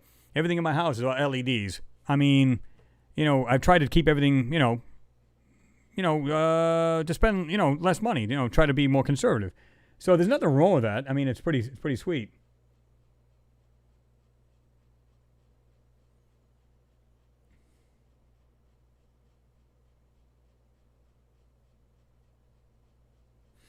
Pete Ferrero said electric bicycle have tiny motors on rear wheel, now in unseen battery. 2 hours run time, use a phone type charger. Yeah, which is awesome. To me, it's using so minimal And it's what? How much is that going to take on the system, on the actual, the power plant locally in your area? Come on. It wouldn't even recognize the drainage. It's like I said, it's like a flea in a buffalo's rear end. I mean, come on.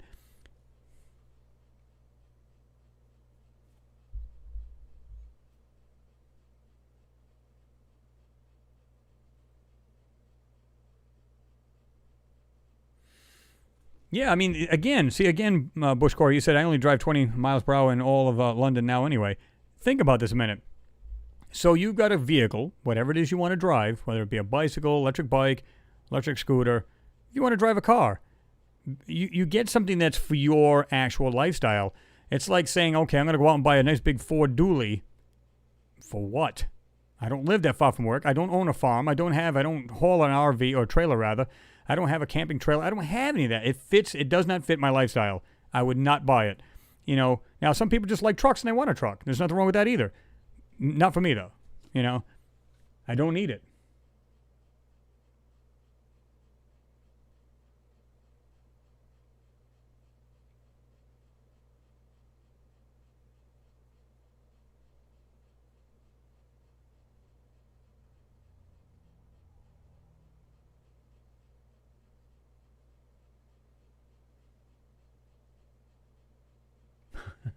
Just jump down to the bottom here. Blue Sunset is at Ryugu. Looks like a white choco briquette. That's pretty good. It does actually, doesn't it? But look at this round dent right there on the left-hand side. You guys see that? That's pretty funky. Right there. It's a diamond Death Star. I mean, there it is, right? It looks like it's been impacted by something.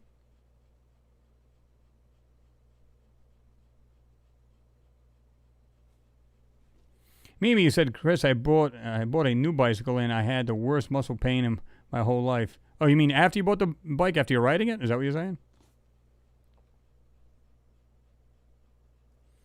Daniel, you said that's why these civilian agencies, I'm not talking about Elon Musk, are trying to build flying saucers which will show that they're possible to use. Oh, yeah. It'll get there. You watch and see.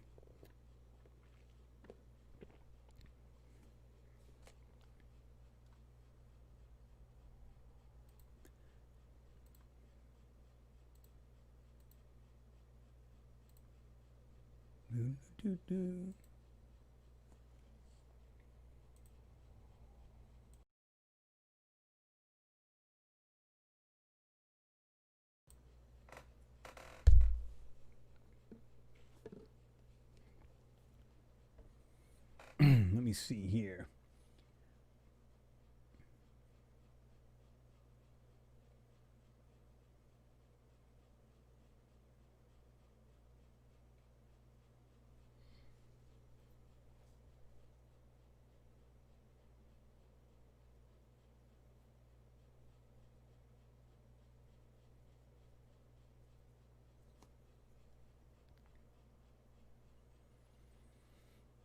Well, I can tell you now, like we were just talking about Banu or Ryugu. We were talking about the very same thing. Remember, we were saying that you said, Chris, what do you make of the possibility Banu is an old abandoned space station? And it could very well be, or just a space probe, because I forgot exactly how big this thing is. Maybe you guys can remember that, but I don't remember exactly how big this thing was. But I think it's right here. There you go, 2,790 foot wide, or 800 meters. So it's pretty darn big, right? Who knows what this thing really is? Is it possible it's nothing more than a rock? Sure, absolutely. But it's just weird how it just happened to Banu be the same shape and everything, and almost pretty much the same diamond shape. And if you guys have seen it, you know what I'm talking about. And yet, look at this thing. Are you kidding me? Is it possible that it is? Oh, yeah. Anything's possible. I mean, what's the best way, again, to insulate yourself but have dirt all the way around you and to look natural? What's the best way to do it? There you go. And you can almost see the way that thing, just the middle of this thing, it's like lighter. Of course, that may be because of the sunlight, because it is protruding out. It's the widest part of said rock. So that could be the reason. But I just find it weird how it just happens to have this round, like it's either an impact crater or it's something like, maybe it's an instrument, like some kind of dish or something, radar dish. I'm not saying that's what it is. It's pure speculation, but still, almost looks like there's something sticking right out of the center of that. It must be something to do with I think it might be compression artifacts. But weirdly enough, I can see it's a lot bigger compression artifacts right here. You can see the smaller ones very little, but they're huge right here. Right in this section. I don't know if you guys can see that. Let me see how much I can... Oh, now it's going backwards. Can't zoom in any more of that. There we go. That's the biggest I can get right here. It's literally got compression artifacts that they made because all the other ones you can barely see. And check this out. Blurring. Purposely blurred out. Right here. Right in this section. All the way down here. Yeah, there's no doubt in my mind, guys. Look at this. You can see that right there. If you're on a small, phone or whatever, use your magnifiers for this. You can see right here. Blurred out. Detail has been blurred right out of it. Right here. Look at there's actually some right there. There's an actual, what do you call right there? 90-degree angle piece right there. Guys see that right there? Oh, yeah, this thing's without a doubt. And I've done a video on this. This thing's totally been, manipulated, obfuscated. There's something right here. Looks like a flat rock on here. And you can see it like airbrushed right over it. Or it's something else. Let me get out my magnifier. Let's see what that is. Yeah, that's not even a rock, guys. There's something laying right there on the surface right there. And right over here, it's got that L-shaped piece right there. A 90-degree angle sitting right there. What do you guys think of that?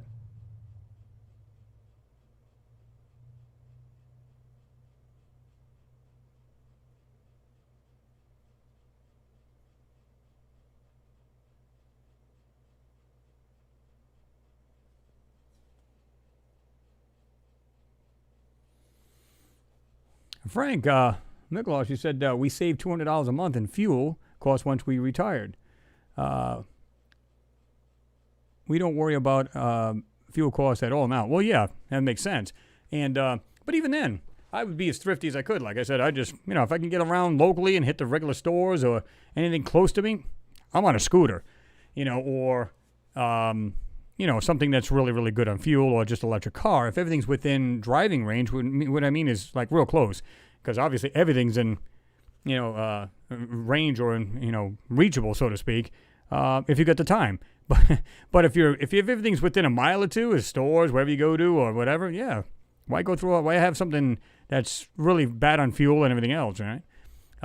Heck, they even got a scooter out now they were making, and I don't know why anybody would ever buy this thing, but it goes 70 miles an hour. The wheels are like this wide in front and back. I don't care. You hit a small lizard, you're a dead man. It's like, are you insane? 70 miles an hour? Hell, I wouldn't want to hit a brick wall doing 16 miles an hour, let alone 70.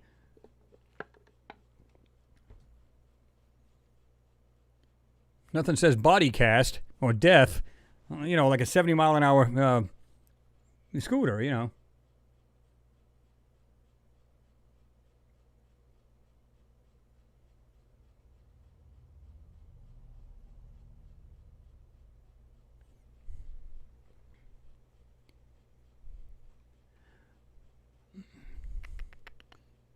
Well, I'm showing it right here because somebody asked that question again. Tim, you said, how big is the Ryugu supposed to be? And it says right here, it's 2,790 feet wide. So at its widest area right here, right there, is 2,790 feet, rather. I'm sorry. So, and you can see this is a lot of it is actually blurred out. Right there. You can literally see compression artifacts, supposedly, that they put into it. And yet, that's not true. This is garbage. You shouldn't be able to see. You should be able to see all the compression out of it. You can see them very slightly here and there, but look at the blurring. Censoring on this rock. Why are they censoring anything on this rock? Again, we got a 90-degree angle piece sitting right here on the lower right corner of it, almost in the middle. Well, we're going to call it the equatorial region of the rock. But right here is an L-shaped 90-degree angle piece right there. We've got blurring right here, definitely taking out detail. Here. You can see it. Over here looks okay. Here you can see all the blur marks, like they completely had taken this thing out. Up here as well. Now, if I could actually zoom way into this thing, it'd be awesome. But look at this. Even at the top of this, what is this white piece? It almost looks like it has this kind of curvature to it. Almost like part of this, whatever this is actually being exposed. And what you're seeing is the outer shell of this thing, made to look natural. Look at that. Come on. That's crazy. What do you guys think of that? Yes, You're right, Architect. It's Osiris Rex. Yep.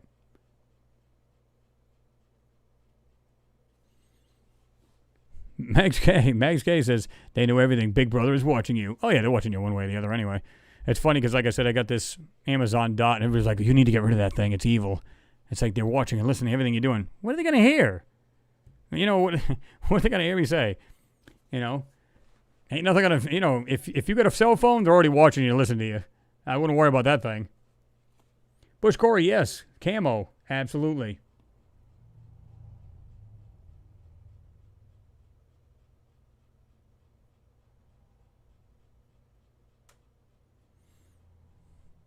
No, Renee, I don't know about the Star Killer, but it does have that weird kind of dish-looking thing on Iapetus, yeah. Saturn's moon Iapetus is the Death Star, a.k.a. Star Killer. And it has that weird, looks like the Death Star from Star Wars, the way it has that weird shape in it, right? This I find interesting because, like I said, this is either an impact or some kind of something that's part of whatever this thing is, kind of like, let's say it was a built-in satellite dish, which I'm sure that's not what it is, but let's say it is some kind of instrument that collects information. Could very well be, right?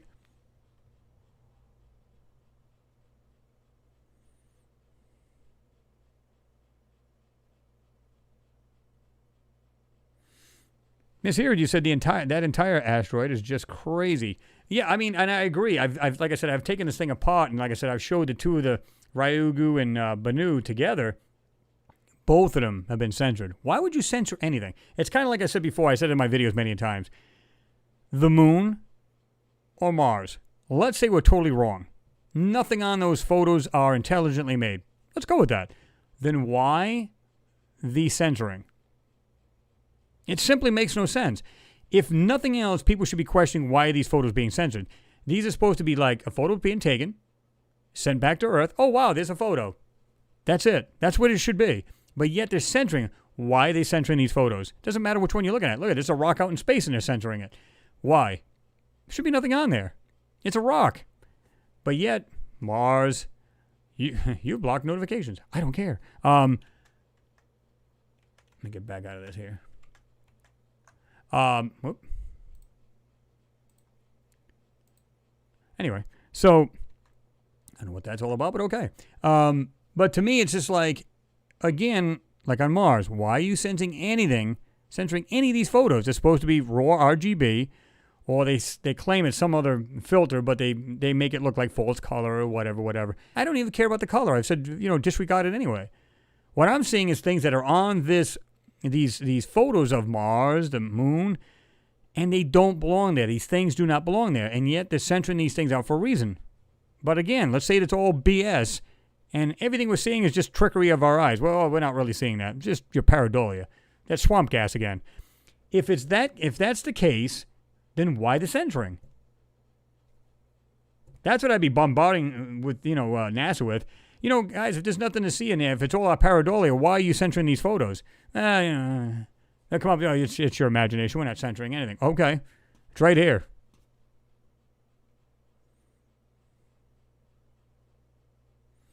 Wing Jung, what's going on? He said NASA censors because of religion and governments. Yeah, pretty much. I mean, I'm sure there's other reasons as well, because we're basically greedy and we want any technology we can get our hands on, and we don't want any other country knowing about it. Maybe that pretty much sums it up, too.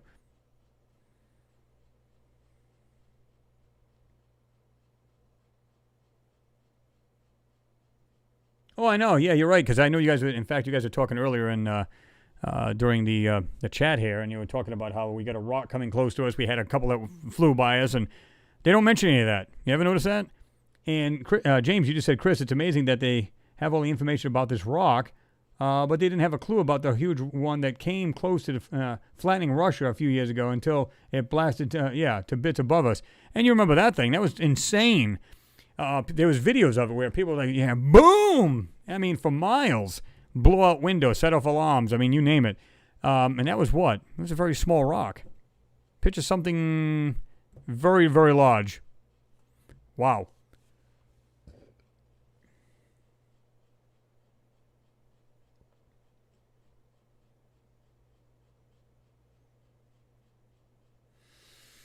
Noodles, you said a bit of censoring is okay. To a certain degree. I mean, they will tell you, some of these photos are trying to make aesthetically look better for people to see. I get that. That makes perfect sense to me. So they can actually censor it or we can call it doctoring, call it whatever you like, to aesthetically make it look better. Problem is, when you're taking out information blatantly, that's not okay. Because that's telling me you're hiding something. And there's no reason to censor a darn photo. Hell, like I said, I can use something cheesy, the simplest phone, even an iPhone. Let's just take this up there. I can take better photos with this. Why? It makes no sense.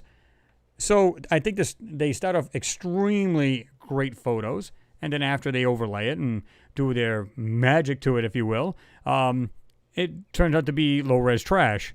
Or they just actually, run it through a computer after it's been manipulated and censored, and they bring the resolution down, and they come out, and there's the public's photo, and they keep the better one, which is nothing's been done to it. And they got the pristine photos. That's the way I see it.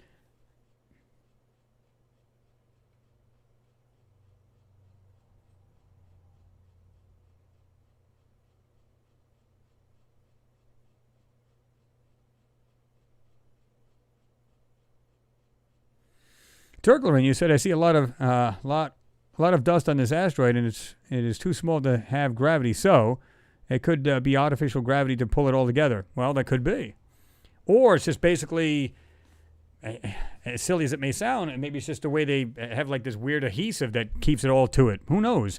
They just it's almost like being like encrusted into something. You know what I mean? Or through time, it became that. Who knows? Things bombarded over a course of years and it just stuck to it, but I don't know what would hold it together or hold it on the actual whatever it is. Who knows, right?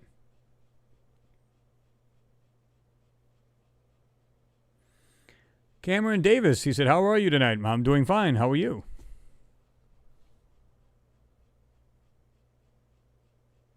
Yeah, H-1AV. Yeah, you're right. Pretty much, right? Downsampled? Absolutely.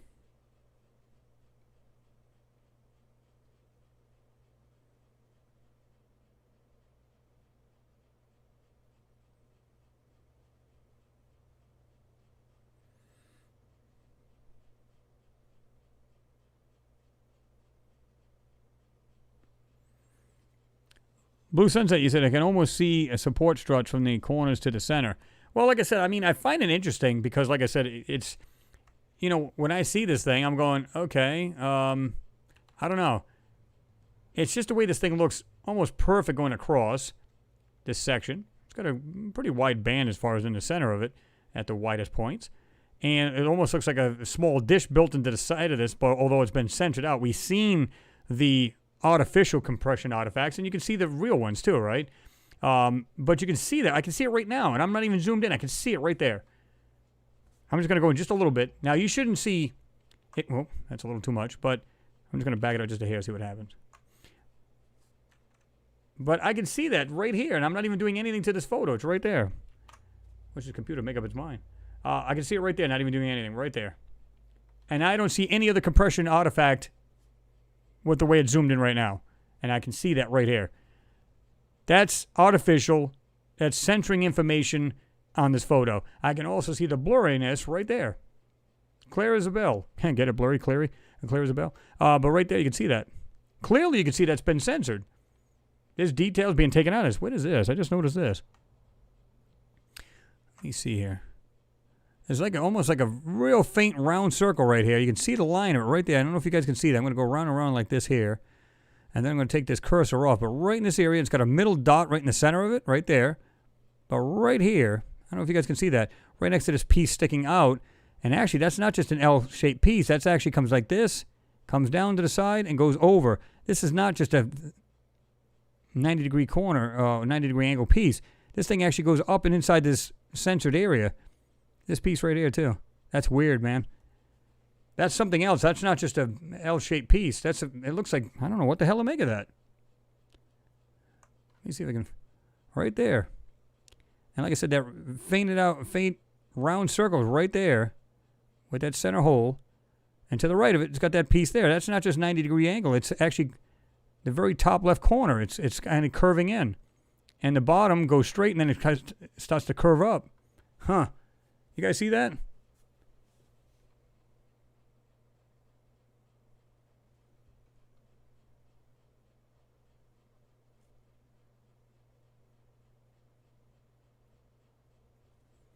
Taking off, Joss.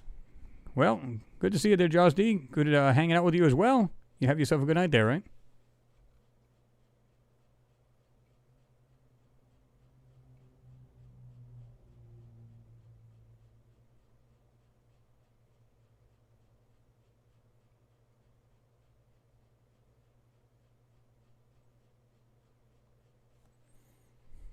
All right. How can you tell you that? You said, gosh, I just read Senator Ron Paul had a stroke while on live TV earlier. That's not good, is it? Jeez.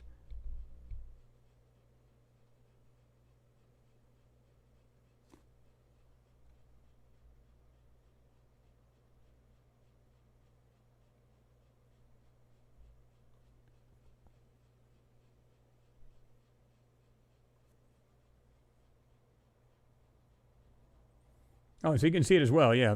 I was going to say, I was afraid because it's so small that it's hard, and I just zoomed in, and once you keep going, it starts to go backwards, so you can only zoom in so much. But Miss Aird, you said, I can see the 90-degree angle you point out, Chris, on my phone. But again, look at the left side. That's where it goes straight down, and you can see it's pretty thick. It goes down, lower left corner, goes straight across, and then it starts to go back up on the right-hand side of it. And then if you go back to that left side where it goes straight up, look at it. It actually angles inward just a little bit, and it's being censored out. There's something, they put like a blur or something right over that other corner. Something's sitting there. I'm not sure what it is, but it's something there, right? Josh Jones, you said, after the sighting, my friend and I just looked at each other in shock. You saw what I saw, dude? With a question mark. And he said, we both said black triangle at the same time. Yeah, many people have claimed to see those. I've never seen one, but it doesn't mean they're not out there, right? Pretty crazy. A lot of people say, yeah, there's no sound that comes out of them things. It just silent as can be. No sounds at all.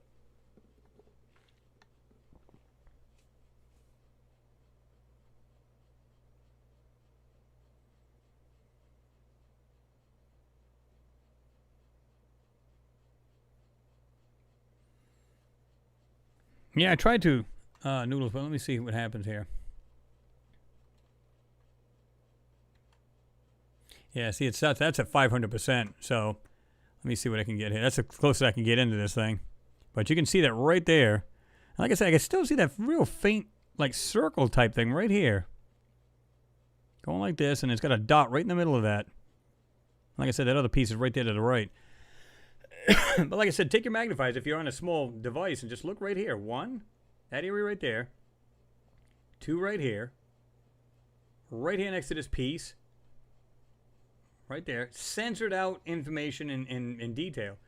And like I said, we've got right here, on the left side, you can clearly see this area here has been completely, I'm going to use it, not completely redacted, but it literally has been blocked out, literally with blockage. You can see it, they blocked in there. Pretty strange. H-Toss1AV, you said, from the scale about 75 feet in size, whatever it is. Yeah. That's pretty big.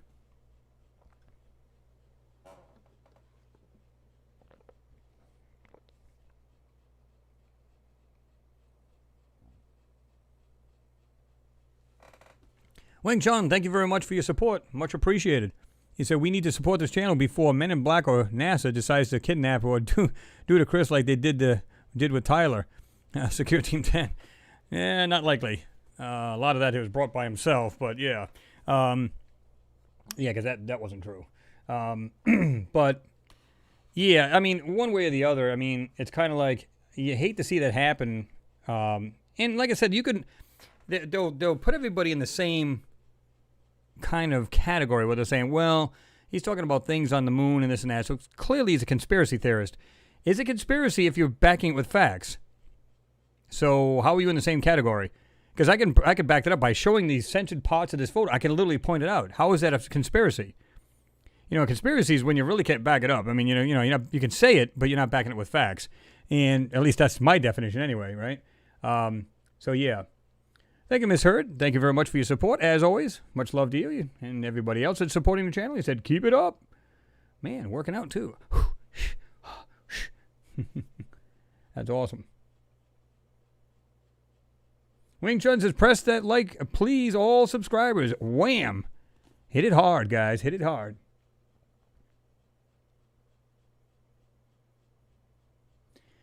Renee Vaughn, you said things are going to get weirder and stranger, Chris. We'll probably never find out what these things are, like Omara. Well, to me, I don't care. It's the things that we're finding in here that we're looking into these things anyway, and we're seeing these crazy things. That's what I love about it.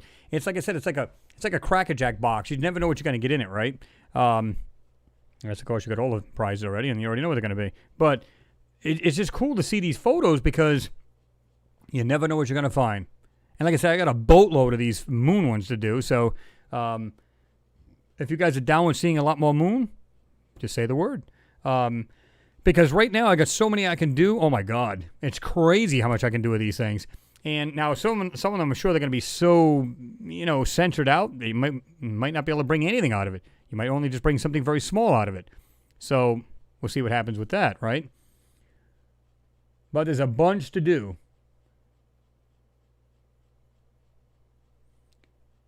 Cameron Davis, he said, I showed my grandma the moon videos that you do. She was shocked, LOL. Well, I mean, I think a lot of people at first, it's hard for them to fathom. They're like, a bunch of crap. Well, the thing is, this is the reason why I invite everybody to look at and go over these photos themselves. Because, again, there's a lot of you guys starting to do, like, photoshopping or enhancing the photos, depending on whatever software. It don't matter what you're using. But more and more people are starting to get into it. They go, man, I'm seeing it too, man. I thought it was just, I'm looking at you going, man, maybe he's making the stuff up. But then they're seeing it themselves. That's what I want. I want people to do their work. I want them to do it themselves. That's what makes it interesting, because then if you see something different, great. Maybe it's something I overlooked, or I didn't see it in your perspective, or you concur with it. And you're like, yeah, I seen the same exact thing, man. I'm pulling it out myself. I can see that. So that's what we want to see. That's what we want to hear. That's what it's all about.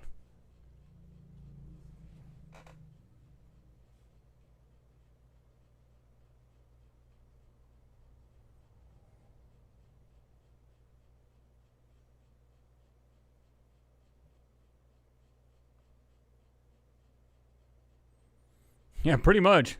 Miss Aaron, he said, you're welcome, Chris, LOL. 3 or 4 hour hangouts must be a workout. They can be. My butt's going, oh, please get up. Oh, but thankfully these seats are pretty good. But yeah, I don't mind it because it's kind of like this nice reprieve, from the week and stuff like that. Although I wish I didn't have to go to work tomorrow, but it is what it is. You still got to make them greenbacks, you know what I'm saying? So I don't care. And it's awesome,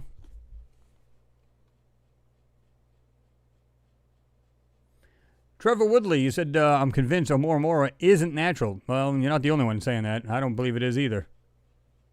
And a lot of scientists are starting to, actually rethink what they were seeing and what they're talking about, because now there's there's no tail behind it, so there's no ice particles coming out of this thing. There's none of this, none of that. So, yeah.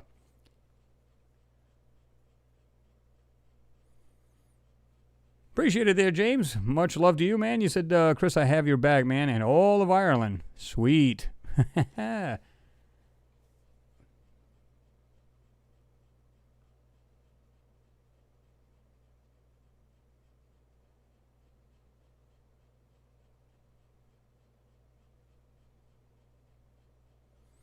Renee Cruz, you said, that I don't know, but Nocturnal News says Tyler's sick of all of the cyberbullying, hate speech, harassment he gets, that pizza swatting didn't help him. Well, the thing is, that's not how it all started. If you all know the news about it, you can look it up. But, some of the stuff was brought on himself, and of course he wasn't totally honest with his subscribers. And, and of course he wasn't supposed to be using the that little alien emblem and stuff like that. That was somebody else's, so basically it's somebody else's trademark or whatever. And that's what got his channel basically shut down. Of course, he had done some things, we're going to use the term indiscretions in his personal life. And like I said, I think everybody deserves a second chance. And, even if they go, well, I think his stuff is kind of bogus, it was still entertainment, regardless. A lot of it was probably real and some of it was bogus. Okay. I actually wrote him an email, and I told him right out, Tyler, get back in there. Don't let anybody shut your channel down. This is what you need to do. If you have to change your logo, and this is what I would do. Put some kind of statement in the front of your video saying this is for entertainment purposes, and then go on with it. You can say some of them are factual, some of them may not be, depending on the source that they got it from, because he gets a lot of that stuff submitted to him. So that's why you got to be really careful, because you don't know what this stuff is, right? So I would say this is, for entertainment purposes, a lot of this could be real, some of it maybe not, and then go on with it. I wouldn't have somebody dictate who's going to, tell me how to run my channel. I don't think so. But he has to be true to his subscribers to say, guys, I lied. You know what I mean? I was jerking you around and I lied to you guys. My apology. I hope you can accept that. Blah, blah, blah, blah. Just, be a man and just, come out with it. I think he deserves a second chance, but, there's not much you could do about it. It's up to him how he wants to go about it and make it work. But I'd like to see him back. I mean, I watch his videos, right? Yeah, I've seen that, Renee. I've seen that. And all of the fake copycat Secure Team 10 channels writing on 10. Yeah. Yep. What was it, Secure Team 10 News or some kind of crap or something now?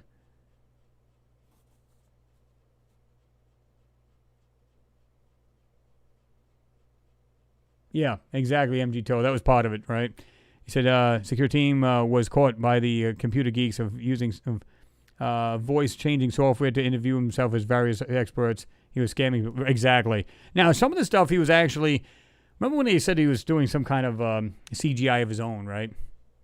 Of course, they caught on to that, and he said, I better straighten out. So he did. He actually straightened out his act, and then, of course, he went kind of silly again. He might have... Listen, the guy was making videos 1 to 2 a day. That has got to wear you out. And then, of course, at some point, because I was even saying this to a couple of friends, I said, man, he makes good content, even if it's just entertainment purposes. The point is, though, I'm going, how does this guy do it? How do you not run out of material? At some point, you have to. So, hence the reason why he probably came up with these little elaborate little things to try and, make it look like the real deal. And, of course, he got caught, Not a good thing. Oh, snap. That's what it said. I like that. Oh, snappity. I love that. Why did I do that? Here it goes. Probably just timed out on that site, that's all. But yeah, I mean, it is what it is,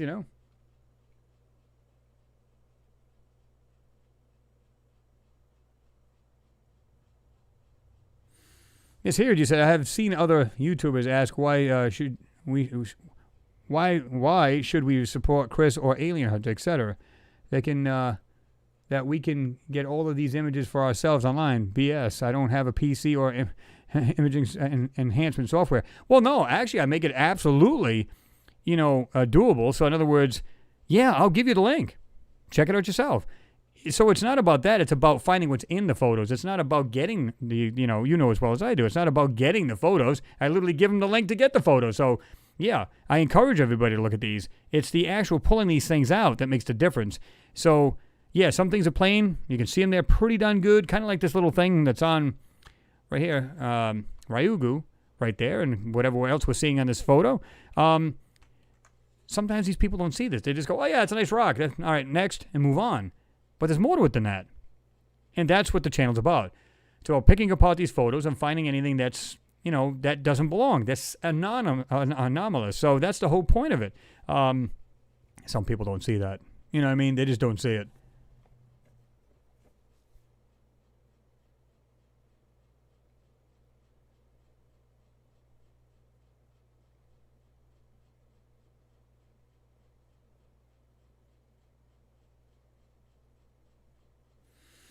Mimi, you're taking off. Well, good seeing you there, and glad you stopped in and hung out with us. It's late here. I'm off. Good night, everyone. Chris, thank you for streaming. Sleep well and stay safe. Will you do the same thing, Mimi? Have yourself a good night and a good weekend, and we'll see you in the next one there, right?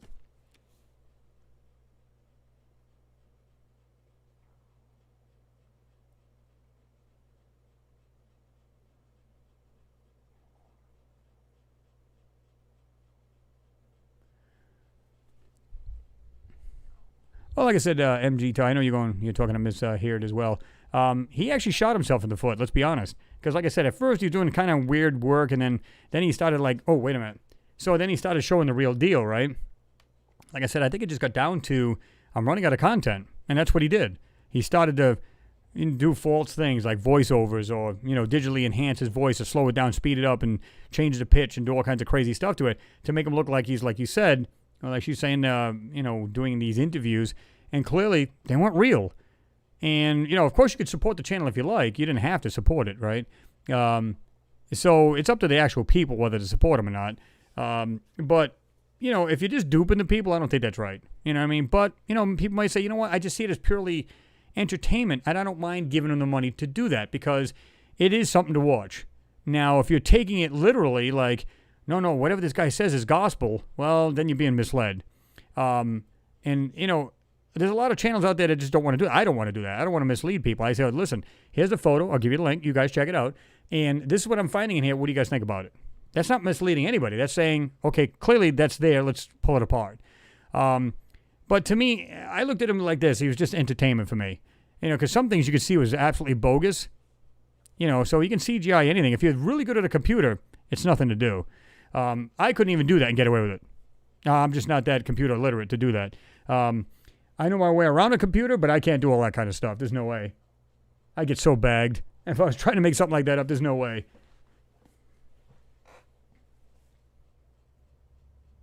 Turklerin says, I'm going also bye-bye for today. All right, Turklerin, have yourself a good weekend there, right? Good to see you. Oh, yeah, MG Toe, you're right. I mean, he did, and that's sad. I think, to be truthful, if he came out and just said, and just totally open up and just tell the truth, and, if you get a verbal butt whipping on it, then you do. And then there's got to be still people are going to stick by him. And if they just go, well, just try to do the right thing, and, I think everybody deserves a second chance. People make mistakes and they screw up. I don't think he was thinking he was going to get caught, and he did. Because whether it's through just regular investigation or just jealous because he was making so much money, they're going to try to dog him no matter what. And rightfully so if he's lying to the people. So, like I said, I think he'd get a second chance, but just open up to your subs and be honest. That's all. I don't know if you agree with that, but he did shoot himself in the foot. He lied. He scammed people, and that's not a good thing. But I did tell him. I actually emailed him, man, just come back out and say, listen, guys, I screwed up. Yes, I was trying to make more videos, and I was running out of content. Just be straight up and honest. If they all jump off because they felt you were an idiot, well, what are you supposed to do? But some people will respect the fact that you can come out and be honest and say, listen, I screwed up, and my apologies, I really deeply mean that, and I won't do it again, and that's it. And then let people make their own decisions, Exactly, Bush Corey. You said people watched WWF back in the day, and it was fake as crap, but still loved it. Security Team, real or fake, was entertainment, fair play to them. That's the way I look at it. You could clearly see some of the stuff was bogus, right? I mean, come on. And then there's stuff that look, wow, it's genuine. It looks like the real deal. So I always took it as entertainment. That's the only way I took it. And if you only took it like that, then you didn't care. That's the way I looked at it.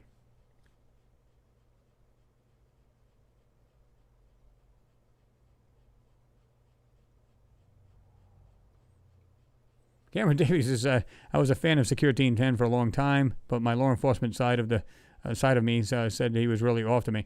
Yeah, I mean, like I said, it's too bad if you do some personal things in your life, you make mistakes, and you can get yourself in a lot of trouble, and that's sad. He had a lot of things going on, and it basically sunk him, and that's sad. But he can redeem himself if he just tells the truth. Spill your guts out, and hopefully people take you back. If don't, well, at least you tried, right?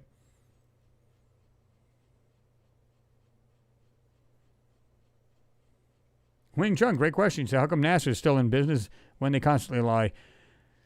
Because it's so much bigger, and they can get away with it. Because we're all looking at swamp glass, not glass, but gas. Well, maybe some swamp glass. But my thing is, it's like they just go, yeah, these guys are high. They think they're seeing these things in there, but they're not. But I'll tell you what, if you could get the right person to look at these things, like a geologist, say, does this look normal to you? No. Well, why is that on Mars then? Imagine that. And I'm talking about people that have pull, not just some guy in a school or something like that. I mean, I'm talking about like big, people, That would be pretty sweet. Renee Vaughn said, that is true, Chris, but he wanted to keep scoring, and that just wasn't possible anymore. He just had to come up with something stupid. But in the beginning, it was really really entertaining. I'm sorry. Yeah, I mean, I agree. And like I said, I don't know if it was greed, whatever it was, and I don't know. But along with that, he made his own, personal mistakes and stuff like that. But like I said, I think he can redeem himself. He just pours his heart out and just say, listen, man, like I said, just apologize, and just start over fresh. And if people stick with you, great. If they don't, well, it is what it is. The old saying goes, you made your own bed, right? Yeah, Mr. Swamp glass, swamp gas, it's all the same thing, right?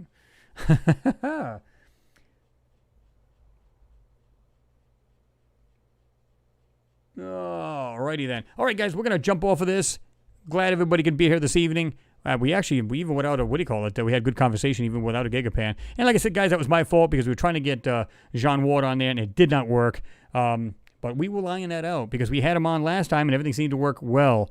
So I don't know if it's some kind of glitch in the Matrix. No, and in Skype itself, or it's conflicting software, which I believe that it is, but we'll get that ironed out and we'll figure it out so it'd be like a just click, click, click, and we're done next time. So that was my fault. That's the reason why I didn't have a Gigapan. I was hoping to have a Q&A with him and just have a great conversation, but we did great. You know what I mean? So, like I said, next week we're going to try to have him on. So stay tuned for that as well. We got moon stuff coming up. We got some Mars. I got so much moon, I don't know whether to just keep going with the moon or what, but we're going to try to do a balance of both if we can, right? So, anyway, guys, another great, hangout. You guys are awesome. Thanks for all your support. It is, like I said, appreciated. And I can't say it enough. Great hangouts. I mean, I look forward to this stuff. I'm like, oh, time to go on. Let's get this stuff geared up. I'll get everything on, fired up, ready to go on and pause and everything else. Of course, we got on late. Like I said, we were, Christ, I think it was like 5:06 or something like that when he finally said, man, your subs are waiting. I said, I know, I'm just trying to get this thing to work. And I said, yeah, we'll make it some other time. So that's, again, that was my fault because I was trying to get it to work. Would have been great to have him on tonight, but we'll have him on next week. What do you guys think? We'll go with that. But anyway, guys, thanks again. You guys are awesome. What can I say? Great hangout, as always. Great support for the channel. You guys are awesome. I love you guys all. And that's it, man. It's good. It's a wrap. Anyway, guys, thanks for everybody being here. Everybody have themselves a good night, a great weekend coming up. I don't know how it's going to be for you guys, but it's supposed to be a little rainy this Saturday, cooling off this week coming up, which kind of bites it. But fall is on its way. It's here, so it's going to get deeper, and you know how that's going to be. So got to deal with it. Nothing we can do about it. But everybody have a great weekend. Just chill out if you guys are working. Just relax for the weekend, and then just do it all over and come one day. Anyway, guys, thanks for everybody being here. You guys are awesome.